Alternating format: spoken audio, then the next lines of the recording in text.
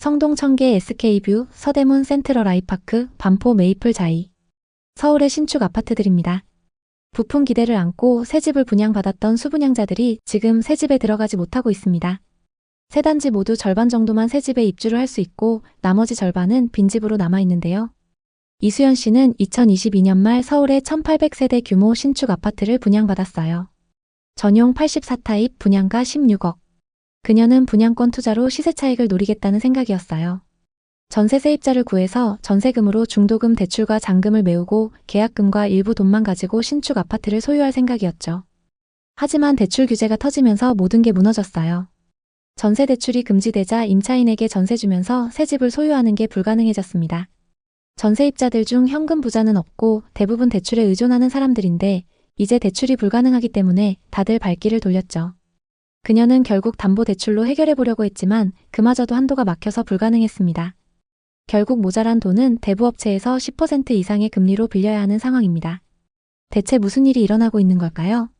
오늘은 서울 수도권 신축 아파트를 분양받은 분들의 뼈아픈 사연을 소개하려고 합니다. 입주는커녕 계약을 포기해야 하는 상황에 처한 분들이 상당히 많은데요.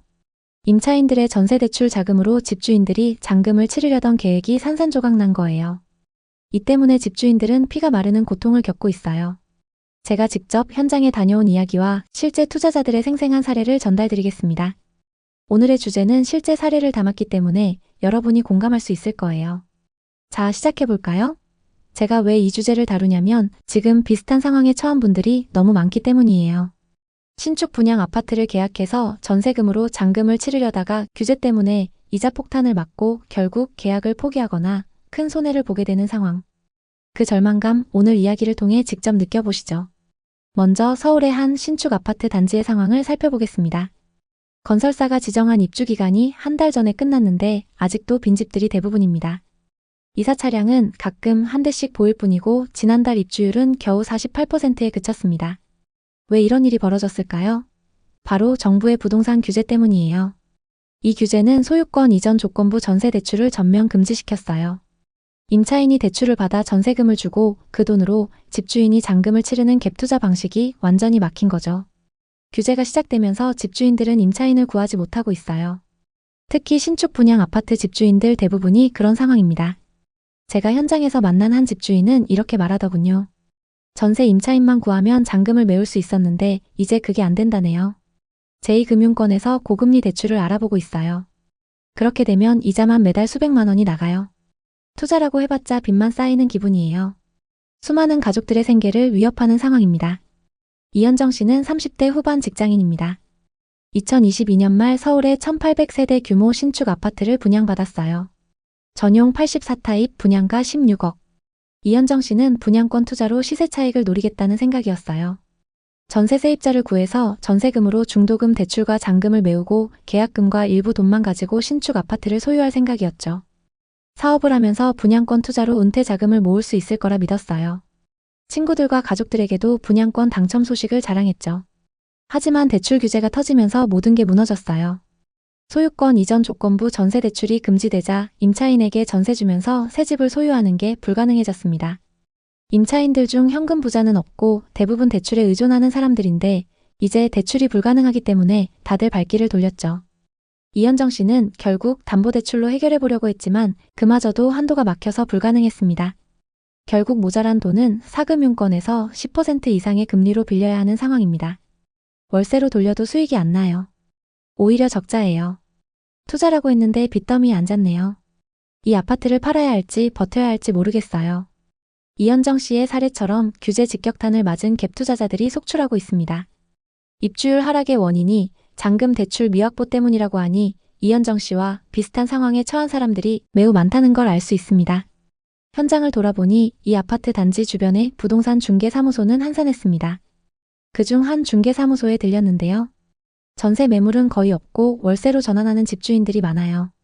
보증금을 줄이고 월세를 늘려서 반전세로 내놓는 경우도 부쩍 늘었어요. 중개인분의 말처럼 규제 시행 후 서울 아파트의 전월세 전환율이 7년 만에 최고치를 기록했습니다. 갭투자 수요를 억제하려던 정책 효과는 나왔지만 신축 입주 초기 시장에서 자금 순환이 막히면서 입주율이 부진해지는 부작용이 큰 상황입니다. 집주인들은 규제로 막힌 자금을 구하느라 당분간 고생할 거예요. 이현정 씨처럼 많은 사람들이 한탕의 꿈을 꾸다가 현실의 벽에 부딪혔습니다. 부동산 투자는 로또가 아니라 치밀한 계산이 필요하다는 걸 새삼 깨닫게 됐습니다. 대출 규제가 단순히 입주율만 떨어뜨린 게 아니에요. 전체 부동산 시장이 얼어붙고 있습니다. 지난달 서울 아파트 거래량이 64%나 줄었어요. 강남의 대장 아파트는 매수 문의가 뚝 끊겼고 규제를 피해 외곽으로 몰릴 줄 알았던 노원구나 도봉구도 거래가 반토막 났습니다. 주택담보대출 신청액도 절반 가까이 떨어졌고 거래 금액은 67% 감소했어요. 돈줄이 말랐다라는 말이 딱 맞아요. 김민준 씨는 40대 초반 자영업자예요. 그는 서울의 아파트 분양권을 매수했어요. 분양가 15억 원. 매년 오를 집값을 기대하며 추가 투자도 계획했죠. 자영업 수익으로 충분히 감당할 수 있을 거라 믿었어요. 가족에게 자랑스럽게 보여줄 수 있을 줄 알았죠. 하지만 규제 후 임차인이 구해지지 않고 있어요. 소유권 이전 조건부 대출이 막히면서 임차인들이 월세를 요구하거나 발길을 돌렸습니다. 김민준 씨는 결국 전세 시세를 낮춰봤지만 그래도 연락이 오지 않고 있어요. 무리해서 분양권을 매수한 걸 뼈저리게 후회하고 있어요. 한편 월세 시장은 뜨거워지고 있습니다. 지난달 서울에서 월세 비중이 전세를 앞지른 자치구가 9곳이나 돼요. 동대문구가 1위, 강북구, 금천구 등이 뒤따랐습니다. 대부분 입주 물량이 많은 지역이에요. 전세금 마련이 더 어려워지면서 임대인들은 어쩔 수 없이 전세를 월세로 돌리고 있습니다. 하지만 임차인들은 주거사다리가 사라지는 위기를 느끼고 있습니다. 월세화가 빨라지면서 전세를 거쳐 자가로 가는 길이 막히는 거죠. 게다가 월세 부담이 직접적으로 다가오면서 생활 압박을 느끼는 분들도 늘고 있어요. 그런 와중에 부동산 양극화가 심해지고 있다는 이야기도 나오고 있습니다. 올해 상반기 강남, 서초, 송파에서 신고가 거래가 계속 나왔습니다. 똘똘한 한 채 선호가 이어지고 있죠. 이런 지역들은 규제에도 호가가 30억 이상이에요. 현금 부자들은 대출을 받지 않고도 고가의 집들을 사들일 수 있는 거죠. 그러면서 초양극화가 심해지고 있습니다. 한남동의 고가 아파트는 시세가 50억을 넘는 경우도 있어요. 초고가 시장은 여전히 활발하지만 일반 투자자들은 접근조차 어렵죠. 이 양극화가 규제의 또 다른 얼굴이에요. 부유층은 웃고 서민은 울게 되는 현실이죠. 대출 규제의 혼란은 더 깊어지고 있습니다. 전세 퇴거자금 대출 한도가 줄었고 은행들은 심사를 보류 중이라는 말만 되풀이하고 있습니다. 정확한 지침이 없어 어수선해요 라는 은행 직원의 말처럼 많은 사람들의 불안이 커지고 있습니다. 집주인들은 전세금을 돌려주기 위해 대출을 받으려다 막히고 갈아타기 대출도 생활안정자금으로 분류돼 막히고 있습니다. 이런 혼란이 지속되면서 시장 전체가 얼어붙고 있어요. 정부의 부동산 규제가 2025년 하반기에도 지속되면서 서울 부동산 시장의 분위기는 여전히 관망세입니다. 최근 인터넷 자료들을 보니 정부의 대출 규제 후 서울 아파트 거래량이 64% 급감했지만 7월 매매 4건 중 1건이 신고가를 기록할 정도로 양극화가 심해졌다고 해요. 중저가 실수요자들은 대출 의존도가 높아 거래가 위축되고 있지만 현금 부자들의 고가 매수로 가격 상승세가 멈추지 않고 있어요. 전문가들은 대출 규제 효과는 있지만 공급 확대 없인 한계가 뚜렷하다고 분석하죠. 내년 서울 입주 물량이 올해 대비 40% 급감할 전망이니 집값 상승 압력이 더 커질 거예요. 정부의 대규모 공급 대책이 나왔지만 빨라야 5년이고 더 오래 걸릴 것이라는 예측이 많습니다. 다만 대출 규제의 영향이 중저가 시장에 직접적으로 미치고 있어요. 2025년 6월 27일부터 수도권 규제지역 주택담보대출 한도가 6억으로 제한되고 1주택자 전세대출 한도가 2억으로 줄면서 수요가 급격히 줄어들었어요. 서울 아파트 전세 거래량이 한 달 새 20% 이상 줄었고 월세화가 가속화되면서 임차인들의 주거비용 부담이 폭증하고 있습니다. 정부는 실수요자 지원을 강화하려 하지만 DSR 3단계 시행과 함께 가계부채 억제가 우선시되면서 규제가 더 세질 조짐이에요. 현재 시장 분위기는 관망과 불안이에요. 매수자들은 대출 한도에 막혀 고민 중이고 다주택자들은 공포에 떨고 있어요. 부동산 데이터에 따르면 2025년 9월 기준 서울 아파트 전세 매물수가 작년 대비 20% 이상 줄었고 이는 전세의 종말을 예고하는 신호로 보입니다. 앞으로 부동산이 어떻게 될까요? 전문가들의 전망을 종합하면 공급 절벽으로 인해 집값이 0.8에서 1% 상승할 전망이고 지방은 오히려 하락하면서 서울 수도권과의 양극화가 심화될 거예요. 매매 수요가 임대차 시장으로 이동하면서 전세 가격은 안정되지만 월세는 더 오를 가능성이 큽니다. 정부의 추가 대책, 예를 들어 LTV 강화와 실거주 의무화가 시행되면 갭 투자가 더 위축돼 가격이 하락할 가능성이 있습니다. 현재로선 섣부른 투자는 금물이라는 조언이 지배적입니다. 규제가 강해질수록 현금 흐름이 안정된 투자만 살아남아요. 여러분, 지금 시장 분위기는 기다림의 시간이에요. 거래는 줄고 가격은 주춤하지만 앞으로 어떻게 될지 시장의 변화를 잘 살펴봐야 합니다. 이럴 때일수록 현금 비중을 높이고 장기 보유 전략으로 가세요. 단기 한탕을 노린 투자는 위험할 수 있습니다. 앞으로의 시장은 더 복잡해질 테니 계속 영상 시청해 주시면서 대응하시기 바랍니다. 오늘 이야기 어떠셨나요? 혹시 이와 비슷한 부동산 고민이나 경험이 있으신가요? 여러분의 이야기가 있다면 자유롭게 공유해 주세요. 당신의 경험이 누군가에게 큰 힘이 될 수 있습니다. 오늘의 이야기에 공감하셨다면 구독과 좋아요를 눌러주세요. 오늘도 시청해 주셔서 감사합니다. 다음 편엔 더 좋은 내용으로 찾아뵙겠습니다. 수원역에 꼬마 빌딩을 산 40대 김소정 씨는 20억 건물에 대출 14억을 썼는데 요즘 임차인 구하기가 하늘의 별 따기예요. 건물이 그냥 빈 껍데기예요 라고 하소연했어요. 건물주만 되면 행복할 줄 알았는데 인생이 암울하다고 후회하고 있어요. 부동산은 무조건 오른다는 믿음으로 대출을 과도하게 끌어쓴 게 문제입니다. 시장이 변하면서 그 부담을 감당하지 못하고 있죠. 특히 꼬마 빌딩이나 상가 같은 상업용 부동산은 공실률 때문에 치명적이에요. 아파트는 주거용이라 그나마 임차인을 구하기 수월하지만 상업용은 임차인 구하기가 정말 어려워요. 앞으로 이런 실패 사례는 더 늘어날 거예요. 입지가 좋지 않은 상업용 부동산은 공실률이 60%를 넘는 곳도 많아서 투자자들의 부담이 점점 커지고 있죠. 요즘 뉴스만 보면 집값이 또 올랐다는 헤드라인이 눈에 띄지만 그 이면을 들여다보면 정말 안타까운 사연들이 가득해요. 겉으로는 화려하게 포장된 부동산 시장이지만 속을 보면 그렇지 않습니다. 특히 2025년 들어 규제가 강화되면서 아파트나 상업용 부동산을 보유한 투자자들이 한계에 몰리고 있어요. 매물이 쌓여도 매수자가 없고 이자 부담만 눈덩이처럼 불어나면서 이제라도 팔아야 하는데 라는 절박한 목소리가 곳곳에서 들려옵니다. 2020년부터 2022년까지 그 뜨거웠던 부동산 상승장 기억하실 겁니다. 시장이 불타오르듯 뜨거웠어요. 매일같이 가격이 치솟고 지금 안 사면 평생 후회할 거야 라는 말이 사방에서 울려 퍼졌죠. 많은 사람들이 대출을 끌어다 무리하게 투자에 뛰어들었지만 2025년 9월인 지금 그 선택의 대가가 고스란히 돌아오고 있어요. 서울 아파트 거래량은 작년보다 50% 이상 줄었고 특히 강남권 고가 아파트는 70% 가까이 급감했어요. 6월 27일부터 시행된 6억 대출 상한제가 시장을 꽁꽁 얼어붙게 했죠. 주택담보대출을 6억으로 제한하고 다주택자에겐 더 엄격한 기준을 적용하면서 매수자들이 사라졌어요. 게다가 고금리로 연 4에서 5%의 이자가 매달 빠져나가니 소득이 탄탄하지 않은 투자자들은 버티기 힘들어요. 꼬마 빌딩 투자자들 사이에선 공실률이 평균 30%를 넘으면서 현금 흐름이 끊긴 사례가 속출하고 있죠. 이런 시장의 어려운 상황을 더 자세히 느끼려면 실제 사람들의 이야기를 들어보는 게 최고예요. 먼저 김준희 씨의 이야기를 시작해볼까요? 김준희 씨는 40대 중반의 IT 엔지니어예요. 2022년 초 부동산 시장이 정점에 달했을 때 서울의 아파트에 투자했어요. 18억짜리 아파트로 자기 돈 8억에 나머지 10억을 대출로 메웠죠. 당시 금리가 2%대 초반이라 월 이자는 200만 원 정도로 계산됐고 집값이 더 오르면 대박이라는 꿈에 부풀었어요. 실제로 구매 직후 가격이 2억이나 오르면서 주변에서 부러운 눈길을 받았죠. 하지만 어느 순간부터 금리가 서서히 오르더니 2025년엔 4.5%까지 치솟았어요. 이제 월 이자는 370만 원으로 불어났고 고정 지출이 거의 2배 가까이 늘어났죠. 게다가 대출 규제로 해당 금액대의 아파트 매수자들이 사라지면서 팔아보려 해도 문의가 거의 없어요. 처음엔 매일 가격 앱을 확인하며 행복했는데 지금은 이자 통장 잔고만 보는 게 일상이에요. 가족 여행이랑 취미생활은 꿈도 못 꾸고 아이 학원비까지 줄였어요. 스트레스로 탈모까지 왔어요 라고 털어놓으시더라고요. 상승장에서 과도한 대출을 끌어쓴 투자자들은 지금 가장 큰 타격을 받고 있어요. 2022년 투자자 중 40%가 이자 부담 때문에 매각을 고민하고 있다고 합니다. 반드시 오를 거야 라는 믿음으로 대출을 받았지만 시장이 바뀌면서 현금 흐름이 막힌 거예요.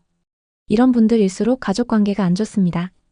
부동산 때문에 부부싸움이 잦아지고 심지어 이혼 위기까지 간다는 이야기가 흔해요. 게다가 상승장 때의 과열로 인해 무리한 투자로 파산하는 경우도 늘었어요. 2025년 기준 2021년 대비 부동산으로 파산하는 사람들이 5배나 뛰었죠. 김준희 씨의 이야기는 지금 시장의 단면을 보여주고 있어요.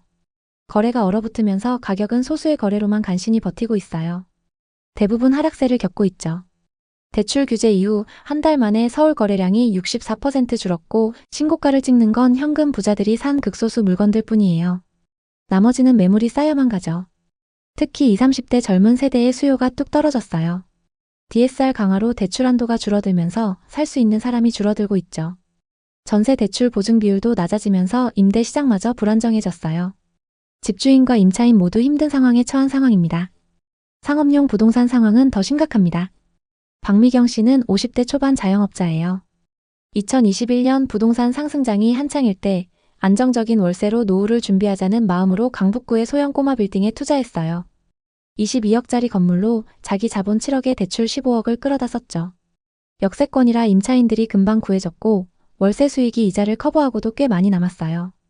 이제 건물주 생활 시작이다 라며 주변에 자랑도 했답니다. 하지만 코로나 후유증과 고금리가 겹치면서 상황이 완전히 바뀌었어요.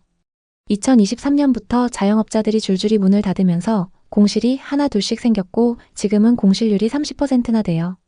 월세 수익은 그 이상 줄었는데 이자는 그대로죠.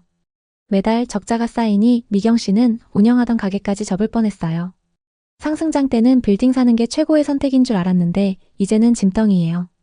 임대료를 깎아도 임차인이 안 구해지고 팔아보려 해도 공실 때문에 다들 피하네요 라고 한숨 쉬시더라고요.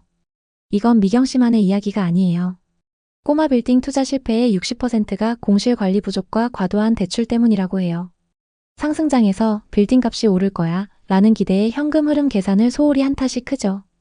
상업용 부동산은 아파트와 달리 임차인 유치가 어렵고 경제 불안이 직격탄이 되죠. 자영업자 폐업률이 연 100만 명을 넘으면서 임차인 풀이 줄어들었고 공실률이 3, 40%까지 치솟는 곳도 많아요. 또 다른 꼬마 빌딩 투자 사례로 양재역 근처 상가 건물을 산 40대 의사분은 26억 중 19억을 대출받아서 매수했습니다. 광고회사에서 건물 전체를 임차하면서 안정적으로 월세를 받고 있었지만 2024년에 계약 만료 후 전체가 공실로 남아 있습니다. 월세 수익이 아예 없는데 이자는 그대로예요.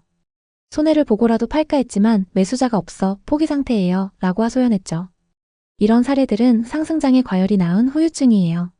소형 빌라나 꼬마 빌딩처럼 진입장벽이 낮은 물건이 특히 위험해요. 임차인 의존도가 높아서 경제가 흔들리면 바로 무너지죠. 게다가 고금리로 이자 부담이 배가 되고 대출 규제가 매수 문턱을 높이면서 거래가 뚝 끊겼어요. 이번엔 30대 부부의 이야기를 들어볼게요. 2022년 상승장 때 동탄 신도시에 12억짜리 아파트를 샀어요. 대출 7억을 끌어다 썼고 GTX와 삼성 효과를 믿었죠. 구매 직후 가격이 쭉쭉 오르면서 기쁨을 즐겼지만 곧 상황이 급변했습니다. 하락장에서 동탄 신도시의 아파트 가격은 무섭게 떨어졌죠. 젊은 세대의 수요가 높은 만큼 곧 회복하는 기미가 보였지만 2025년 대출 규제로 거래가 멈추니 집값은 하락세를 면치 못하고 있어요. 소비를 줄이면서 버티고 있지만 아이를 낳으려던 계획까지 미뤘어요. 부동산 때문에 부부싸움이 잦아졌어요 라고 털어놓으시더라고요. 왜 이렇게 많은 투자자들이 무너지고 있을까요? 근본 원인은 상승장의 과열과 그 뒤를 따른 정책 변화예요. 2021년, 2022년 부동산 가격이 치솟을 때를 돌아보면 그땐 지금보다 대출이 훨씬 쉬웠어요. 자기 돈 조금으로 비싼 부동산을 매수할 수 있었죠. 하지만 최근 대출 한도가 급격히 줄었고 6억 상한제가 매수 문턱을 높였어요. 뿐만 아니라 전세 대출 한도까지 낮추면서 돈 없는 임차인들은 전세를 구할 수도 없는 상황이 됐습니다. 또 PF 위기까지 겹치면서 상업용 부동산이 특히 취약해졌죠. 예를 들어 15억 대출에 금리 3%면 연 이자가 4,500만 원이에요. 근데 금리가 5%로 오르면 7,500만 원이 되니 소득이 높아도 버티기 힘들죠. 게다가 세금 인상 논의까지 불거지면서 매수 수요가 더욱 줄어들고 있어요. 시장에 매물이 풀리지 않는 이유도 있어요.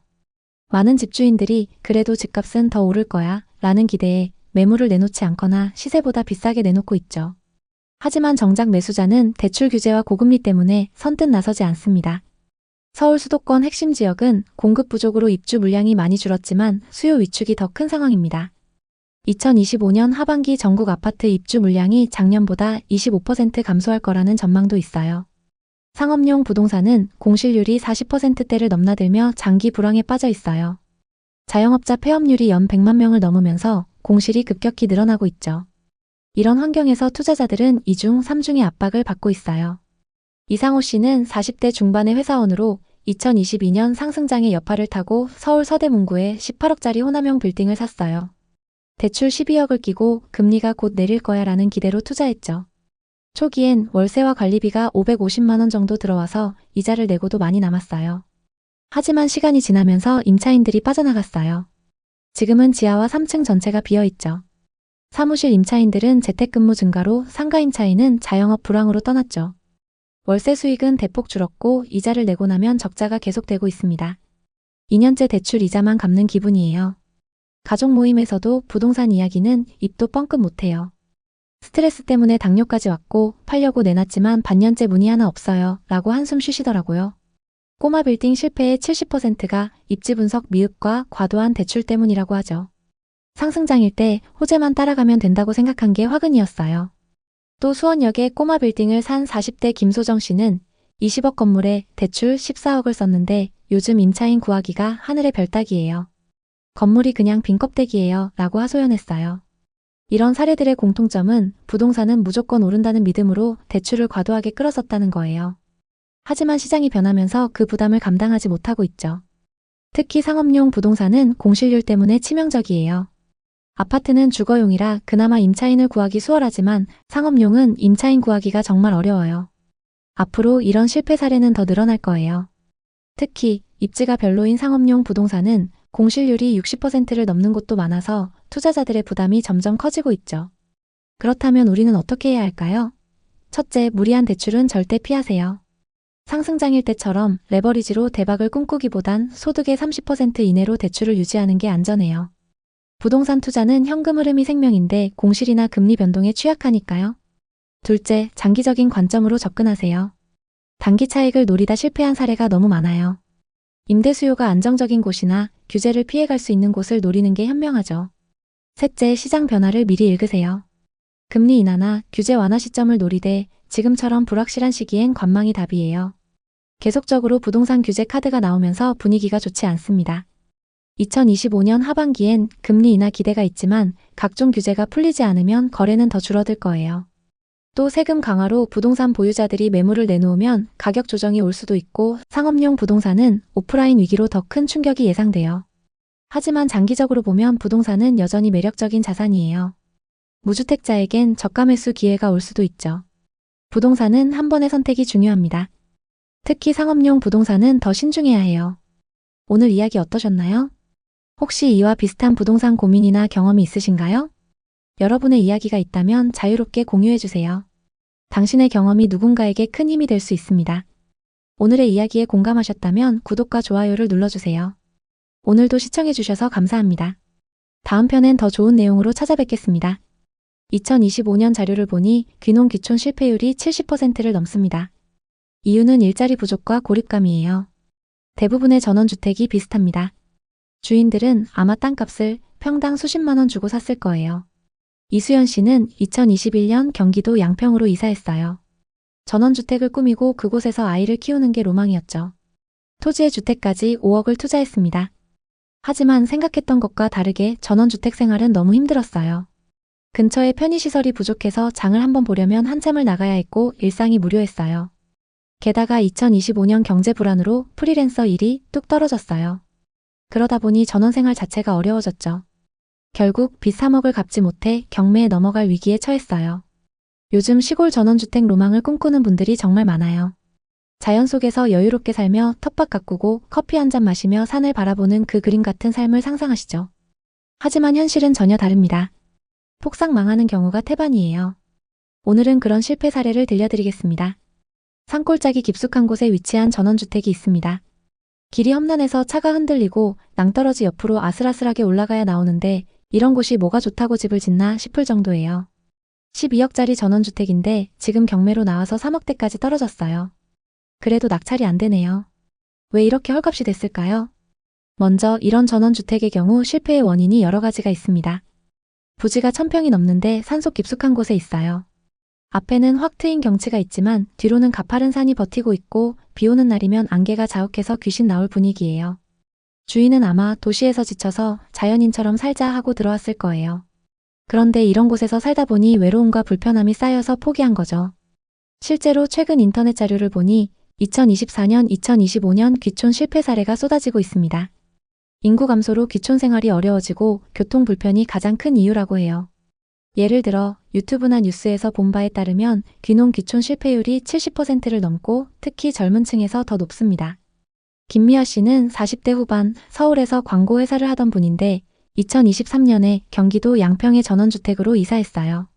로망은 텃밭에서 채소를 키우고 아침에 새소리 들으며 힐링하며 살자 이런 거였대요. 작은 마당과 주택을 포함해 5억이 들었어요. 처음엔 좋았죠. 인스타에 사진을 올리며 힐링하는 삶을 자랑했는데 1년 만에 후회했습니다.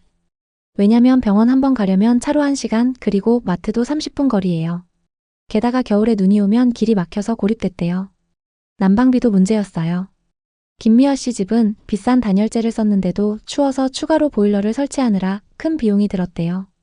2025년 자료를 보니 시골 주택의 유지보수와 관리비가 월 수십만 원을 넘는 경우가 많아요. 결국 2025년 초에 집을 내놓았는데 4억에도 소식이 없었고 지금도 안 팔리고 있어요. 김미화 씨처럼 전원주택 로망만 쫓다가 실패한 분들 정말 많아요. 집 앞에 데크를 만들어서 바베큐 파티하는 걸 꿈꿨겠지만 현실은 잡초만 무성하고 벌레떼가 습격하는 거죠. 게다가 2025년 빈집 통계에 따르면 전국 빈집이 159만 가구나 돼요. 시골 빈집이 대부분인데 인구 유출로 관리가 안 돼서 경관이 훼손되고 안전 문제까지 생기고 있습니다. 광주의 오래된 전원주택을 방문했을 때는 더 심각했습니다. 거실에 고급 소파와 TV가 그대로 방치돼 있었어요. 주인이 떠난 지 몇 년은 된 듯해요. 건축 정보를 보니 2022년에 지었는데 무허가 부분이 있어요. 건축 관계자들이 요즘 왜 이렇게 엉터리인지 모르겠어요. 집의 시세는 10억이었습니다. 웃기죠? 실제 가치는 5억도 안 될 텐데. 거실 창밖으로 산맥이 펼쳐져 있지만 가까이 보니 무덤 하나가 코앞에 떡 버티고 있어요. 경치 좋다고 집 지었는데 무덤이 웬 말인가 싶죠. 최근 전원주택 시장 붕괴 이유 중 하나가 바로 이런 입지 문제예요. 산골이나 저수지 인근 땅값이 폭락하고 경매 물건이 쏟아지고 있죠. 예를 들어 경기도 화성 서해안 인근에서 2024년 경매로 나온 전원주택은 감정가 2억 8천만 원에서 49% 하락한 1억 4천만 원까지 떨어졌습니다. 이유는 저수지 근처라 습기가 많고 홍수 위험 때문인데요. 대부분의 전원주택이 비슷합니다. 주인은 아마 땅값을 평당 수십만 원 주고 샀을 거예요. 게다가 집을 새로 짓는다고 하면 수억이 들어가죠. 그런데 시골 오지라 먹고 살 방법이 없어요. 농사나 벌 키우기가 로망이지만 현실은 판매망이 없어서 적자예요.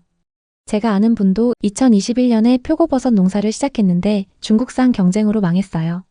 공무원 퇴직자처럼 연금이 계속 나오면 모르지만 보통 사람들은 꿈도 못 꿉니다. 게다가 2025년 단독주택 시장 전망을 보니 실물 경제 둔화로 수요가 줄고 인건비와 자재비 상승으로 더 어려워질 것으로 보입니다. 특히 전원주택 시장은 양극화가 더 심해져서 수도권 근교만 조금 나아지고 지방은 완전 침체예요. 2025년 자료를 보니 귀농 귀촌 실패율이 70%를 넘습니다. 이유는 일자리 부족과 고립감이에요. 박수영 씨 사례를 들어볼까요? 박수영 씨는 50대 초반 직장을 다니던 분인데 2022년에 강원도 횡성으로 귀촌했어요. 은퇴 후 시골에 카페를 열고 전원주택에서 힐링하자 이런 로망이었죠.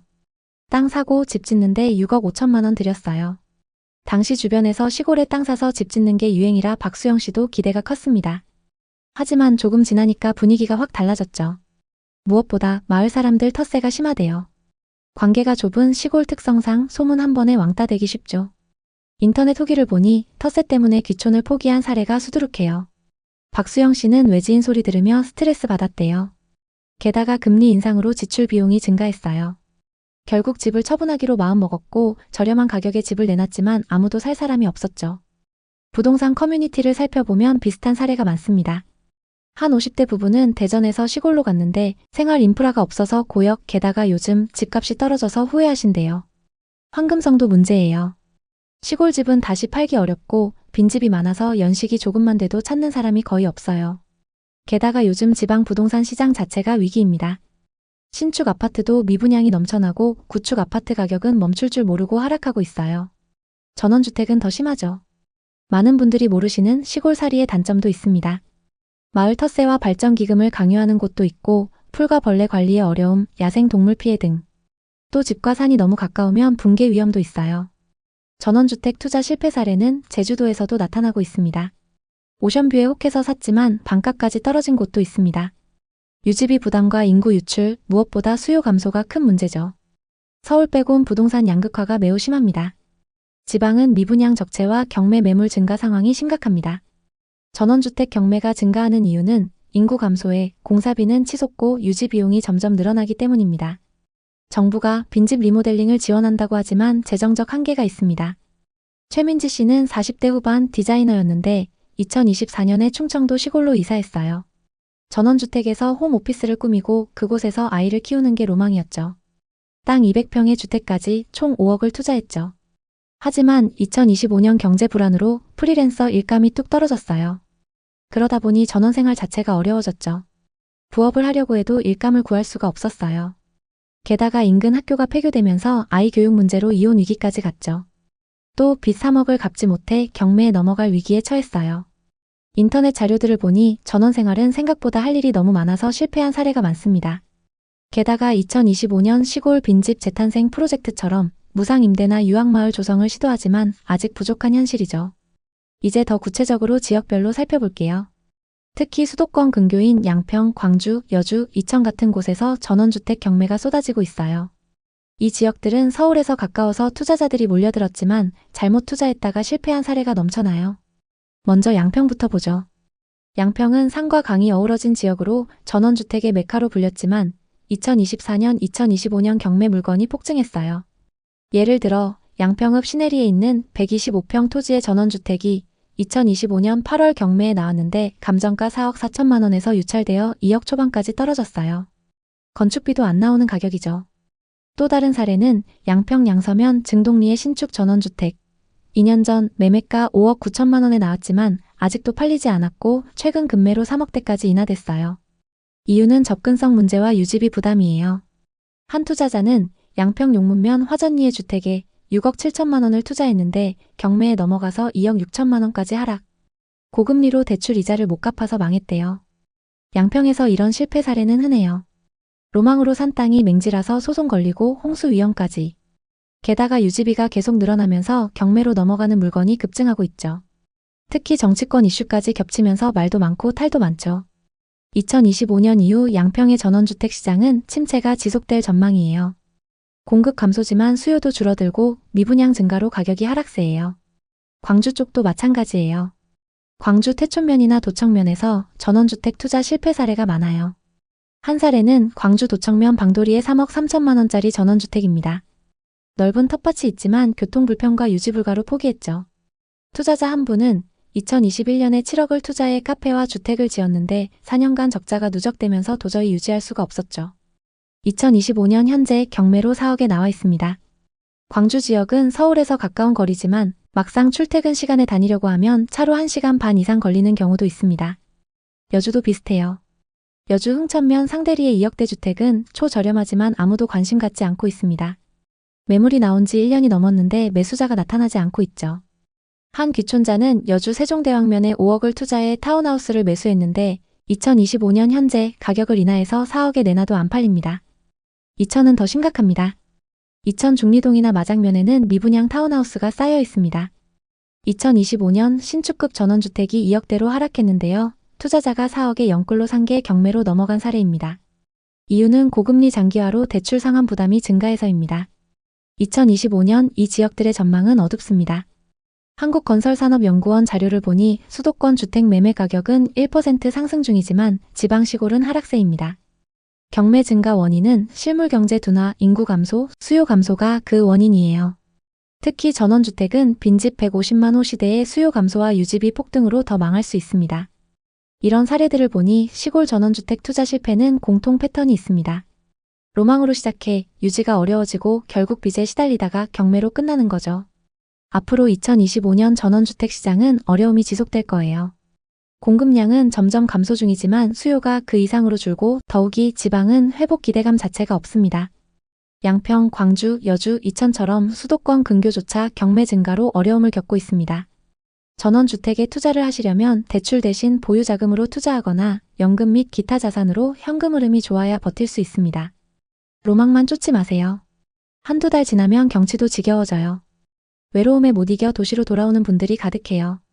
그럼에도 전원생활을 하고 싶으시다면 매매 전에 전세나 월세로 1년 정도 살아보시는 걸 추천드려요. 앞으로의 한국 전원주택 시장은 금리, 규제, 수요 부족 등 여러 가지 불확실성이 큽니다. 여러분의 소중한 자금을 지키려면 신중하게 투자하세요. 앞으로도 영상을 통해 부동산 투자 실패 안 하는 방법을 계속 공유드리겠습니다. 오늘 이야기 어떠셨나요? 혹시 이와 비슷한 부동산 고민이나 경험이 있으신가요? 여러분의 이야기가 있다면 자유롭게 공유해주세요. 당신의 경험이 누군가에게 큰 힘이 될 수 있습니다. 오늘의 이야기에 공감하셨다면 구독과 좋아요를 눌러주세요. 오늘도 시청해주셔서 감사합니다. 다음 편엔 더 좋은 내용으로 찾아뵙겠습니다. 박상민 씨 이야기부터 들려드리겠습니다. 40대 중반 회사원이에요. 2020년 수도권의 상가를 분양받았죠. 분양가 10억대 대출 60%를 받아서 샀어요. 월세로 500만 원 이상을 기대했는데 코로나 직후부터 임대가 안 나갔어요. 2025년 지금도 빈 상태예요. 은행 이자가 매달 200만 원 넘게 나가고 관리비도 수십만 원이에요. 박상민 씨가 저한테 털어놓더라고요. 밤에 잠이 안 와요. 가족들한테 미안해서요. 결국 야간에 대리운전까지 나가서 이자 갚고 있어요. 그때 느꼈어요. 빈 상가라는 게 얼마나 무서운지. 은행 이자는 매달 꼬박꼬박 나가고 관리비도 쌓이는데 수익은 제로예요. 이렇게 박상민 씨처럼 대출받아 산 분들은 특히 더 힘듭니다. 공급 과잉에 경기 침체, 고금리까지 겹쳐 투자자들이 이자를 못 내는 사례가 속출하고 있어요. 제 지인 중에도 비슷한 실수로 큰돈을 날린 분이 있기 때문에 더 와닿습니다. 그분은 지식산업센터 투자로 2억을 손해봤거든요. 그때 분양사 말만 믿고 덜컥 샀는데 공실이 6개월 넘어가니 이자 압박에 주말 알바까지 뛰었어요. 우리나라 부동산 전체적으로 문제가 많습니다.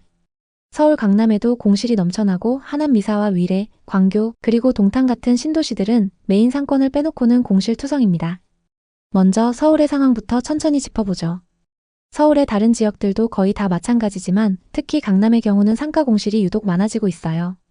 강남구, 서초구, 송파구 같은 곳들을 걸어보시면 알겠지만 번화한 거리 한복판에 임대라는 스티커가 붙은 상가들이 줄지어 있어요. 건물 1층 전체가 비어있고 그 스티커가 햇빛에 발해서 누렇게 변한 채로 몇 달, 아니 몇 년째 방치된 곳들이 수두룩하죠. 왜 이런 일이 벌어지는 걸까요? 가장 큰 이유는 임대료가 터무니없이 비싸기 때문이에요.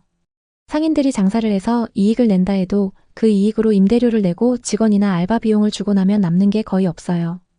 재료값은 하늘 높은 줄 모르고 치솟고 임대료는 해마다 오르고 인건비도 매년 상승하니까요.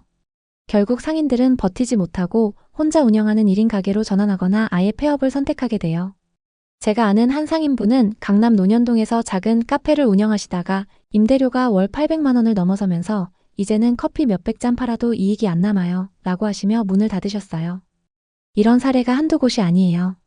강남의 상가들은 마치 도미노처럼 하나둘 무너지고 있어요. 강남은 지금 아파트값만 비싸게 버티고 있을 뿐 상가 쪽은 공실 상황이 너무나 심각해요. 예를 들어 강남구 역삼동의 대형 상가는 준공후 3년째 공실 상태예요.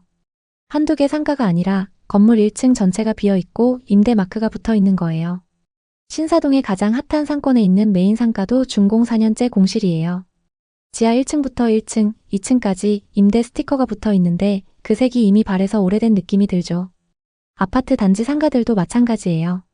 1층은 부동산 중개소들로 꽉 차 있지만 이는 아파트 거래만 그나마 돈이 된다는 뜻이에요. 다른 상점들은 돈이 안 돼서 들어오지 않는 거죠. 대형 아파트 단지의 상가 공실이 많은 이유는 접근성 문제도 커요.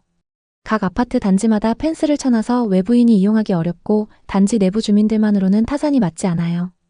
직접 임장을 다녀보니 이런 상가들은 마치 고립된 섬처럼 느껴지더라고요. 서울의 다른 지역들도 비슷하지만 강남의 상가 공실이 유독 심각한 이유를 자세히 살펴볼게요. 첫 번째 이유는 비싼 임대료예요. 일단 임대료가 비싸면 상인들이 장사를 해도 남는 게 없어요. 재료값이 치솟고 임대료와 인건비가 오르니 1인 가게나 폐업이 늘어나는 거죠. 생각해보세요. 서울 인구가 1000만 명 아래로 떨어진 지 오래됐고 출산율은 0.6명대예요. 상가 공급은 많아지는데 경쟁력을 갖추려면 임대료가 내려가야 하는 게 경제의 기본 원리잖아요. 그런데 건물주들은 내 건물은 특별해 하면서 임대료를 올리니 공실이 생길 수밖에 없어요. 이게 경제 논리를 무시한 결과예요. 임대료 상승의 원인은 건물의 수익률 때문이기도 하고 신규 건물 분양가가 너무 비싸기 때문이에요. 땅값이 비싸서 상가 분양가는 평당 1억 2억은 기본이에요. 15평 상가를 하나 분양받으려면 20억 이상 들어가요. 이걸 현금으로 사는 사람은 거의 없고 7, 80% 대출받아서 사죠. 그러면 은행 이자만 엄청나요. 이자를 커버하려면 임대료를 비싸게 책정할 수밖에 없어요. 20평대 김밥집이라도 1층은 월 임대료가 7, 800만 원이에요. 그래서 강남에 김밥집이 사라지고 카페나 빵집이 들어오는데 그마저도 좁아서 손님들이 안 가요. 이게 악순환의 고리예요. 전체 상가의 영업 패러다임이 바뀌고 있어요. 김민준 씨도 2018년쯤 부동산 투자에 처음 뛰어들었어요. 주변에서 강남 상가를 사면 평생 먹고 산다는 소리가 들려오니까 탐욕에 눈이 멀었죠. 본인 돈 5억에 대출 10억을 끌어 강남 역삼동에 20평 상가를 샀어요. 분양가는 15억이었어요. 위치가 핫플레이스라 대박이라고 생각했어요. 이자만 매달 300만 원 이상 나가는데 임대료로 커버될 거라 믿었어요. 처음엔 카페 임차인이 들어와 월세 500만 원을 받았어요.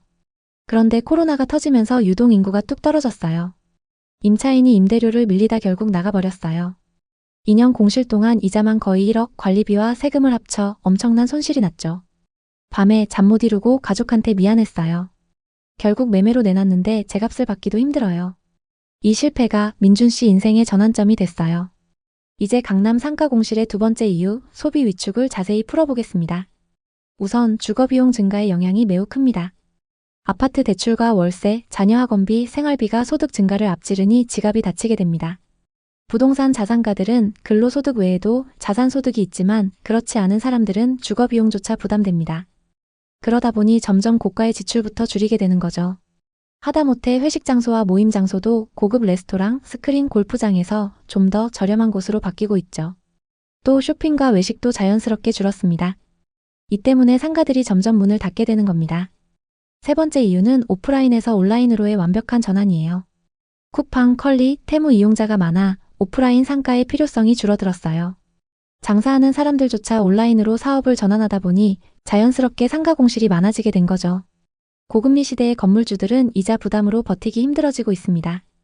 금수저나 다이아 수저가 아닌 이상 대부분 건물을 살 때 대출을 받아서 사기 때문에 점점 더 어려운 상황입니다. 최근 들어 강남 상가 공실이 폭증하고 있습니다. 충격적인 거래도 있는데요. 강남 신사동의 한 신축 건물이 준공 후 공실로 방치되다가 공매로 넘어갔는데 무려 20억 손해를 보고 거래됐어요. 이 건물은 원래 핫플레이스로 기대됐지만 임대료가 비싸서 임차인이 없었어요. 공실률이 20%를 넘은 강남 전체에서 이런 사례가 쏟아지죠. 가로수길은 공실률 40%, 청담동 17%로 상권이 몰락하고 있어요. 강남역 인근 상가도 공실 폭탄인데 임대료는 평당 수십만 원을 고집하면서 안 내린다며 버티다가 파산하는 거예요. 노년역 주변의 상가들은 공실률 21%, 압구정은 12%예요. 이영미 씨는 2020년에 송파구 상가를 샀어요. 30평, 분양가 20억, 대출이 12억이었죠. 당시에는 그 정도 대출은 쉽게 받을 수 있었어요. 그리고 그마저도 서로 사려고 했죠. 처음엔 카페가 들어와 월세 800만 원을 받았어요. 그런데 금리 인상으로 매출이 반토막 나면서 임차인이 버티기 어려워졌죠. 그 이후 공실로 유지된 지 2년 반. 이자만 1억 5천만 원 날렸어요. 주변 상가들도 비슷해서 서로 렌트프리를 주면서 경쟁은 더 치열해졌죠. 결국 손해를 보면서 팔기로 결심했지만 요즘 상가의 거래가 뜸하다 보니 문의조차 없는 상황입니다. 앞으로 상업시설의 전망을 해보자면 일단은 미래가 어둡습니다. 이런 상황이 지속되면 상가는 영원히 빈 공간이 될 수 있어요. 인구 감소와 오프라인의 온라인화로 오프라인 상가의 필요성이 사라지고 있죠. 서울에서 가장 좋다는 강남도 공실률이 20, 30%입니다. 아무리 부동산 규제를 풀어도 임대료가 낮아지지 않으면 안 됩니다. 상업용 부동산은 자칫 잘못하다간 1990년대 일본처럼 될 수 있습니다. 버블 붕괴 때 상가 공실이 폭증했고 가격이 폭락했던 것처럼요. 어떤 투자도 마찬가지겠지만 부동산 투자는 항상 끝물에 산 사람들이 피해를 보게 되어 있습니다. 지난 상승장에서 가장 나중에 오른 부동산이 상업용 부동산이었죠. 그만큼 끝물에 투자한 사람들이 많고 그래서 상업용 부동산이 더욱 어려운 상황입니다. 상업용 부동산은 상권 조사가 우선되어야 합니다. 그리고 임대료가 적정 수준인지 주변 공실의 임대료와 위치를 충분히 비교해 봐야 하죠. 만약 매매를 한다면 대출 비율은 최대한 낮추고 이자를 감당할 수 있는 선에서 접근해야 합니다. 공실이 오래된 상업용 부동산일수록 가격 협상하기 좋다는 점도 염두에 두시면 좋겠네요. 상업용 부동산의 절망적인 현실을 살펴봤는데요. 물론 지금도 상업용 부동산에 투자해서 큰 수익을 내는 분들도 있습니다. 오프라인의 장점을 잘 살리면서 자신의 사업을 확장하는 분들이 그런 케이스죠. 위험성이 많은 상업용 부동산. 하지만 만약 여러분의 사업이 오프라인의 장점을 살릴 수 있고 수익률을 더 높여서 건물이나 상가의 가치를 높일 수 있다면 상업용 부동산을 적극적으로 고려해 보시는 것도 좋습니다. 혹시 이와 비슷한 부동산 고민을 하고 계신가요? 여러분의 이야기가 있다면 자유롭게 공유해 주세요. 당신의 경험이 누군가에게 큰 힘이 될 수 있습니다. 오늘의 이야기에 공감하셨다면 구독과 좋아요를 눌러주세요. 오늘도 시청해 주셔서 감사합니다. 다음 편엔 더 좋은 내용으로 찾아뵙겠습니다. 이제 우리도 스타벅스 주인이야. 스타벅스는 프리미엄 브랜드라서 가치가 계속 오를 거야. 갖고 있다가 수익률 맞춰서 비싸게 팔면 돼. 이렇게 좋은 줄 알았으면 진작 살걸. 계약 후 몇 달은 모든 게 꿈만 같았습니다. 스타벅스 매출이 꾸준히 오르면서 월세 수익도 점점 늘어났습니다. 처음엔 월 300만 원 정도 들어오던 수익이 400만 원까지 치솟았습니다. 수익률은 6%가 넘었죠. 지금 그 스타벅스 상가는 어떻게 됐을까요? 진영 씨네 부부는 결혼 후 쭉 식당을 운영하고 있습니다. 10년 넘게 임대상가에서 식당을 운영하며 땀 흘린 덕에 부부는 꽤 많은 돈을 모았습니다. 하지만 매달 내는 월세와 불안정한 임대 생활은 그들의 마음을 무겁게 했습니다. 진영 씨는 늘 생각했습니다. 언젠가는 우리도 안정적인 수익원이 필요해. 이제 정말 투자할 때가 됐어. 부동산이 이렇게 뜨고 있는데 지금이 기회야. 특히 상업용 부동산은 수익률이 은행보다 훨씬 낮다는 소문으로 투자자들 사이에서 화제였습니다. 주변 식당 주인들이나 손님들이 상가 하나 사면 평생 먹고 살 수 있어요 라고 입을 모았고 부부도 그 분위기에 휩쓸렸습니다. 식당 운영으로 모은 돈이 4억에 가까워지자 진영 씨는 아내 수지 씨에게 조심스럽게 말했습니다. 여보, 우리도 부동산 해볼까? 수지 씨는 잠시 고민하다 고개를 끄덕였습니다. 그래, 지금 안 사면 후회할 것 같아. 부부는 부동산을 다니며 상가 매물을 소개받기 시작했습니다. 상업용 부동산이라면 리스크가 적고 안정적이라고 믿었기 때문이었습니다. 당시엔 유명 프랜차이즈가 입점된 상가에 투자하는 게 유행이었죠. 올리브영, 스타벅스, 이디야, CU나 GS 편의점 같은 대형 브랜드들이 입점된 상가들 말이죠. 그러던 어느 날 지인으로부터 주상복합단지 1층에 위치한 스타벅스 상가를 소개받았습니다. 스타벅스 건물주가 되는 건 모든 사람들의 꿈이었죠. 진영 씨는 쉬는 날이면 스타벅스에 앉아 책을 읽는 걸 좋아했고 수지 씨도 스타벅스를 좋아했습니다. 스타벅스 같은 큰 브랜드는 절대 망하지 않아. 월세 걱정 없이 평생 수익 낼 수 있을 거야. 중개인이 보여준 자료에 따르면 스타벅스는 전국의 모든 매장을 직영으로 운영하며 건물을 빌려서 사용하는 시스템이었습니다. 매출액의 일정 비율을 건물주에게 월세처럼 지급하는 구조로 안정적인 수익을 보장한다고 했습니다. 해당 매장은 월 매출의 12%를 상가 소유주에게 주는 계약이었고 동탄 신도시의 활발한 상권 덕에 매출이 꾸준할 거라는 전망이 있었습니다. 부부는 현장을 방문해 보았습니다. 주상복합단지 1층에 자리 잡은 스타벅스는 평일인데도 입주민과 주변 직장인들로 북적였습니다. 유리창 너머로 보이는 세련된 인테리어와 긴 줄을 선 손님들, 커피향이 퍼지는 분위기에 진영 씨는 흥분을 감추지 못했습니다. 여기라면 매일 사람들로 가득할 거야. 이게 바로 우리가 찾던 매물이야. 수지 씨도 동의했습니다. 은서가 대학 갈 때까지 여기서 나오는 돈으로 여유롭게 살 수 있을 거야. 그리고 갖고 있다가 가격이 오르면 비싸게 팔면 돼. 하지만 매매 가격을 듣고 부부는 충격에 빠졌습니다. 스타벅스 매장이 들어선 상가 전체가 24억 원이었죠. 식당으로 모은 돈으로는 도저히 감당할 수 없는 금액이었습니다. 24억? 이건 너무 무리야. 그냥 포기하자. 수지 씨가 한숨을 쉬며 말했습니다. 진영 씨도 아쉬운 마음을 감추지 못했지만 현실을 인정하려 했습니다. 그런데 중개인이 뜻밖의 제안을 했습니다. 이 스타벅스 매장은 원래 나눠져 있던 상가 3개 호실을 연결해서 만든 거예요. 전체를 사는 대신 1개 호실만 분양받을 수 있습니다. 가격은 8억이고 월 수익은 전체의 33%만 받는 형태로 계약하면 됩니다. 그 말을 들은 부부의 눈이 반짝였습니다. 8억이라면 가능할지도 모른다고 생각했습니다. 동탄 신도시의 상업용 부동산을 보니 개발붐으로 가격이 더 오를 전망이었고 스타벅스라는 강력한 브랜드가 입점해 있으니 리스크가 적어 보였습니다. 진영 씨는 단호하게 말했습니다. 이게 마지막 기회야. 우리도 스타벅스 건물주 되는 거야. 수지 씨도 동의하며 말했습니다. 그래, 무리하더라도 이건 할 만한 투자인 것 같아. 부부는 모아둔 현금 3억에 담보대출 5억을 받아 1개 호실을 8억에 분양받았습니다. 계약서를 쓰던 날 진영 씨는 상가의 창문을 바라보며 속으로 중얼거렸습니다. 이제 우리도 스타벅스 주인이야. 식당 말고 안정적인 수익원이 생겼어. 수지 씨도 미소 지으며 말했습니다. 상가 가격도 계속 오를 거래. 계약 후 몇 달은 모든 게 꿈만 같았습니다. 스타벅스 매출이 꾸준히 오르면서 월세 수익도 점점 늘어났습니다. 처음엔 월 300만 원 정도 들어오던 수익이 400만 원까지 치솟았습니다. 수익률은 6%가 넘었죠. 부부는 식당을 운영하면서도 매달 통장에 들어오는 돈을 보며 기뻐했습니다. 이게 바로 현금 흐름이지. 진영 씨가 웃으며 말했습니다. 수지 씨는 친구들에게 자랑스럽게 말했죠. 우리 스타벅스 상가 계약했어. 매출 비율로 돈 들어오는데 브랜드가 워낙 강해서 걱정 없어. 은서도 친구들에게 이거 스타벅스 우리 엄마 아빠 거야 라며 자랑했습니다. 밤이 되면 부부는 식당을 마감하고 집에서 차를 마시며 미래를 꿈꿨습니다. 이 수익으로 식당 확장하거나 또 다른 투자해볼까? 그 시절 부부의 삶은 희망과 안정으로 가득 차 있었습니다. 상가 시세도 심상치 않았습니다. 계약 후 몇 주 만에 같은 평형의 상가가 8억 5천만 원에 거래됐다는 소식을 들었습니다. 중개사무소에 들러 물어보니 동탄 신도시 개발로 더 오를 거예요. 그리고 스타벅스 입점 상가는 프리미엄이 더 붙습니다. 이렇게 말했습니다. 진영 씨는 속으로 계산했습니다. 지금 팔면 벌써 1억 이익이야. 하지만 아직 멀었지 한참 오를 거야. 유튜브에서 동탄 부동산 영상을 보니 GTX와 삼성 효과로 폭발적 성장이라는 제목이 많았고 온라인 커뮤니티에서는 투자자들의 낙관적인 전망이 넘쳤습니다. 스타벅스 상가는 절대적이야. 그리고 동탄은 이제 시작이지. 부부는 자신들에게 되뇌었습니다. 우린 단기 투자로 산 게 아니야. 안정적인 수익원을 만들려고 산 거야. 그렇게 말하면서도 속으로는 기대감이 커졌습니다. 혹시 이 상가 덕분에 노후에 일을 안 하면서도 여유롭게 살 수 있지 않을까? 마음 한구석에서 피어나는 욕심은 부인할 수 없었습니다.